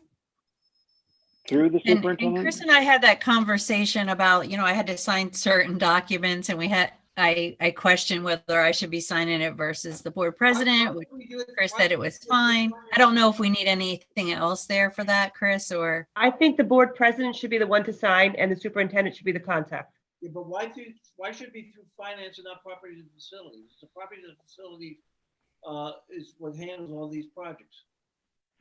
It'll be the board. As needed, property and facilities as needed. But Rich, I don't want to drop the question that I asked. Why do we have to commit to a year, and why not do project-based contract with them? I would suggest to keep it simple. It is report to the Board of Education by way of the superintendent or his designee. But that sounds good. Okay. So we have a motion. Billy Riker on a regular basis then. We have a motion and we have a second. Do we have a second on that? So Lisa made the motion that Chris has basically given us. Do we have a second? I'll second that, but I still have my question about timing. When are we going to address that? After this? Question about what? About Timing. the 1 year. I want it to be project based. I don't want us to commit to a year. Well, I'm sorry, so Mary, I'm thinking that if we bring it through the board, we are the board or Dr. Riker has to be the one who sets the agenda. So it won't be any specific board member going to them and saying, hey, we have a problem with the lighting over at Resica. It's going to have to go through the board before it goes to them. Yeah, so that if we would- don't use them, we don't use them, right? We I don't mean, use them. We're not making phone calls. We're not paying them for time that we're not spending. Okay, that sounds good. Thank you for clarifying. All right, I'd like to clarify something, please. Yes. Okay. Now, we've had this conversation going on for a long time, and I can understand everybody's frustration. But as we've replaced the roof up north, okay? Dave, and I can't pronounce his last name, Reffenfinger or whatever. Okay, you know, he's been on site on a regular basis, and as they demolish the roof, okay, to replace it, okay, he has photographed all of the things that were improperly constructed. It's taken 2 years. Okay, so yeah, and it was a 2-year project. So anyhow, when we started the project, you know, we knew we had saturated roof that you know, it was totally water soaked. But we have thousands of photographs, and the contractors, the material suppliers, their attorneys, the attorneys from you know, the general contractor and each of the subs have all had the opportunity to be on the roof. I mean, there's been groups of as many as probably 20 people on that roof looking to see what all the bad construction, improper work, bad material was. So to say that we don't have a case, we do. Okay, it's just taken a long time to get it. Okay. And then one of the things that we missed on the roof that kind of got pushed by the wayside here because we rushed through meetings and things like that. The wall that was replaced up there when we did all the repair work for the bad construction at JTL, Dewey Engineering also has all the photographs from that second level wall up at Lehman that we Okay, hold on. All right, so here's the problem, right? We have a project. We have the project, the Roof North project. Right. We keep on pulling other things into this, to this work with that they're doing. And we spend all this money, but we only hired them to do one project, which was High School North roof. That was what we hired them for, right? No, that's not a true statement. Okay, That I'm is a sorry. true No, we hired them for Middle Smithfield Elementary School because we immediately put in over 300,000 for mold remediation for a leaky roof, rotted roof trusses, and a high mold problem. That's why they were hired. It then morphed to the North Campus roof because we were at a time limitations, and we're still currently in time limitations with the AIA contract with Middle Smithfield Elementary School. Okay. So we have all these things going on, right? Yep. Do we have a contract? And we have a contract. But we don't know what's the actual, what outcomes are. What has Lyman and Ash brought to us as a resolution for Middle Smithfield Elementary? I keep asking, where's our return? So the answer to that is we haven't even talked about Middle Smithfield that much because we were doing the roof. So we did the investigation on the roof. Mm-hmm. Yes, like Larry said, they took many photos. We discussed that in our conversation. I believe they have that information that Dave has shared to Lyman and Ash, but my question was to Cletus, when will we know something? I mean, they're the attorneys, they're the special counsel. They should be saying, listen, this is what we can bring, just like they did with ESE. That's what I'm pushing for, because I think at some point we've done a lot of investigation. At some point, they should be able to speak to the fact that, yes, we definitely have a case here and it's worth pursuing. I think that's what you're trying to say, Rich. I don't know. That's what I asked about. And that's the frustration that I'm having, because yes, it's been going on since 2018. I understand we had to do the investigation with the roofs, so that took some time. But now we're at that point where we have that information, and I would like to hear from them that there is some. And they weren't able to articulate any of this when I, as a new board member, asked during the previous session that we had. Maura wasn't able to. She put Cletus on. I still haven't seen the information that I've been asking for weeks. And I'm not the only one asking for it. People are asking for it. Demary, don't feel I've bad. been asking for bank statements for years. Yes, but to Lisa's point. Wayne, you come in and out as if you're the boss. I want to have a discussion. If you want to have a discussion, let's have it. Don't come in and out like Any that. day you want to have a discussion, I'll be willing to have one. I keep trying to have one and you keep walking away from the screen when you get mad about what you hear. It's 10:21 at night and we're all doing this on our own time. Okay. No. Disingenuous comments. Okay, folks, here's what we have. We have a motion and a second to an amendment here to move the special counsel to report to the board through Dr. Riker. That's what we have. We have a motion and a second. All in favor? Aye. Aye. Aye. And you said the 1 year, I just want to clarify, the 1 year does not commit us to any specific payment. The projects will be going through Dr. Riker, correct? That's correct. As needed, properties and facilities. How are we committee will come supposed in. to how are we supposed to keep track of? I'm adding, George, as needed, properties and facilities committee will be involved, correct? Lisa, So that's then what you all said? Billy Riker will be communicating with property and facilities and the rest of the school board directors about all correspondence that is occurring between Lyman and Ash. Is that correct? It will be more than we know right now. I've been asking. Is that correct? It would be more than I know right now. What are you talking about, all correspondence? Well, I'm sure there's letter of correspondence. There's a lot of correspondence I don't receive. It'll be in the bills, just like every call that Larry has with them is in the bills. And when we get the itemized, we'll see it. Do you get to see the itemized bills? If You we ask do. for it, we do, yes. Well, I'll be damned. Okay, Rich, I'm sorry. I didn't mean to interrupt your vote, but we need to clarify. Okay. We voted. Yes, we All in did. favor? Aye. All opposed? Okay. Who was opposed? Me. Is Trish able to record? What's the motion? To amend section 5, special counsel will report to East Stroudsburg Area School District Board of Directors, Board of Education, through the superintendent, basically, right, Chris? The superintendent or his designee. Or designee. Or his designee. And So also, Dr. Riker doesn't have to spend his entire day on this. and you're gonna That switch makes sense. Michael I Sweeney. understand. You're gonna switch out Michael to Maura, right? And the date will be updated to 2020? Is that correct? Yes. Okay. Should, yes. So there's 3 changes. One is changing the date, which is going to current date because this says 2018. It's just a motion to extend for a year, so you don't really need to change So the we don't date. have to? Okay, but what about the representative name? We don't have to do that either?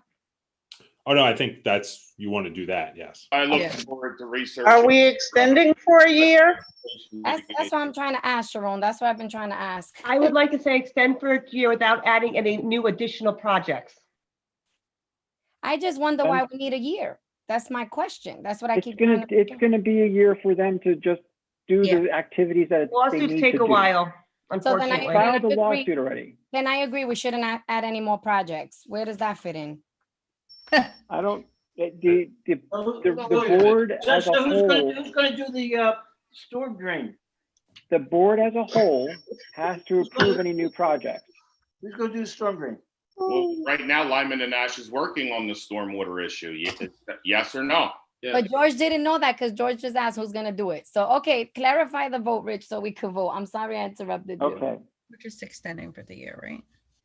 And We're the board extending has for to 1 approve year. It pro- takes, new they project. filed a lawsuit already. They need that time to get through what they need to do. We voted and approved section 5.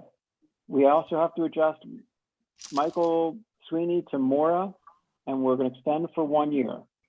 Okay. That means that any new projects have to go through the board as a board vote in order to approve any projects else that we give them. Okay, and that Dr. Riker is the person that they speak to if we need to have any information exchanged. Or a Or his designee. designate. Mhm. So that's where we are right now. So we just need to approve. Okay, I'll be looking for those updates, Dr. Riker. I'm sure you will get them. All in favor of this updated contract signify by saying aye. Aye. Opposed? Opposed. Okay, motion passes. Moving on, motion to approve the letter to the NAACP and the Pocono Mountains United Way concerning racial equity in education as presented. So moved. On I'm page glad you 190. clarified that, Rich. You know, equity is what we're striving I for. was looking for equity, not equality, I already know. but I you- would like both of them. Wish I could believe equity. What? I just have a question. Why was that presented? Is that just, That was something that was presented to me and I passed on and I felt was important, and it's up to us to vote on it and whether or not we choose as a board to accept it. More details, Lisa. It's a community effort to ensure that we're talking about the importance of equity, promoting equity, and there are other organizations, businesses, et cetera, that are signing on to the letter. There's no commitment. There's nothing that we have to do, but just saying that. It's just a letter of support. And also at the PSBA delegate meeting, they also made a similar motion as well to Okay. sign into doing that as well. I just want to know just a little bit more Which about one it. are This is you also talking being about, guys? sponsored by the Chamber of Commerce. Page 13, George, number 2, the letter from the Number two, okay, yeah. I said And- okay. then. And for those that have been following the work of the United Way, not to step on your toes, Rich, but they've been doing a lot of work around equity. They've brought trainers from the Lehigh Valley that are working on this. They have weekly community touch point calls that any community member can join. So Lisa, I'm glad that you asked because it's important for the board and for the community. Yeah, I thought the letter was appropriate. Okay. Okay. So we have a motion. Do we have a second? Second. Discussion. We've had a bunch of that. All in favor? Aye. Aye. Opposed? Okay, moving on. Before we adjourn, to- can I ask one question? No, We're we're not not. ready to No, adjourn no, yet. no. No, Sorry. you'll have, Okay. Personnel employment contract. Motion to approve the memorandum of understanding between East Stroudsburg Board of Education and the Education Association with respect to working from home. so moved. I Oh, have a Debbie, you can have motion. it. I'll second. I I'll think we had a second discussion. All in favor? Aye. Aye. second. Opposed? All right. Finances, budget planning, motion to approve Plan Con K for Go Bond Series 2020. So moved. That's the same one we approved before discussion, right? Yeah, why are we doing it again? Basically, Aye. it was restructuring the debt so we paid lower interest, right? Right, but we already approved that last month, so. Tom, let's get Tom in here. So this is the Plan Con case. This is the part of the construction program that the Commonwealth has for all our bonds. So PD, the Pennsylvania Department of Education has a Plan Con system. And whenever we refinance our bonds, we just have to make a note and provide that information to the Pennsylvania Department of Education, which Jamie from PFM has done for us. They completed all the paperwork. Everything was included in the packet. You just have to do a motion approving it, and Patricia signs off on it. We send it to PDE, and then it's just a formality and paperwork. Not a problem. All right, thank you. So we have a motion, second Second. discussion. We've had some of that. All in favor? Aye. Aye. Aye. Opposed? All right, question, Rebecca, we're almost at the end. Yes. So according to what I just want to clarify in my head. So according to what we voted for, we didn't give the option for parents to opt to go virtual this week if they don't feel comfortable, correct? That's Dr. Eckert? correct. You did not. Okay. Because I know several parents up at North are starting to get concerned because they've had more cases since the 2 last week with basketball. So with that, and then the other question is, when we go virtual, teachers and that they go virtual as well, correct? We would give them the option. Some teachers may feel they would prefer to teach from their classroom as opposed to their home. So at this point, I don't see any reason why we wouldn't provide them that option if they would elect to instruct from their classroom as opposed to home. And what about support staff like secretaries and all that? What do they report? Do they not report? If they're like a school secretary, do they have to go in? Do they not go in? Yeah, we have an AR on that, Rebecca, and as I said earlier, we will take a look at that AR and see if we need to make any adjustments to that. Okay. I think it's 804.1 off the top of my head. Okay. Okay. So I'll let the students know who texted me that they have to go to school. They can't go virtual. They're very upset by it, but. Can't please everybody all the time. I know, it's just, I feel bad, but thought I'd ask. Okay. Is there anything left for the good of the order? It's been a very long night. Ask for the motion, Rich. Oh, let's do it. Motion Chair will to entertain a adjourn. motion to adjourn. Move it. So Everybody have a moved. good evening. We are all Motion in to favor, adjourn? is that right? I made a motion. Who's gonna second? Okay. And Tom, I wasn't after you. I was asking a question. Tom, you are All gonna right. miss this. Your next job is not gonna be this fun. No, not at all. All right, folks. Have a night, good evening. everybody. Thank you very much. Good night. Good night. Bye, good night. Night. Right. Did you hear Mary mention me?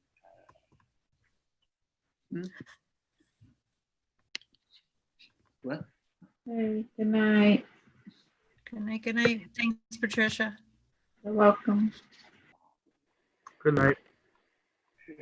Good night, Tom. Thank you. Chris, thank you.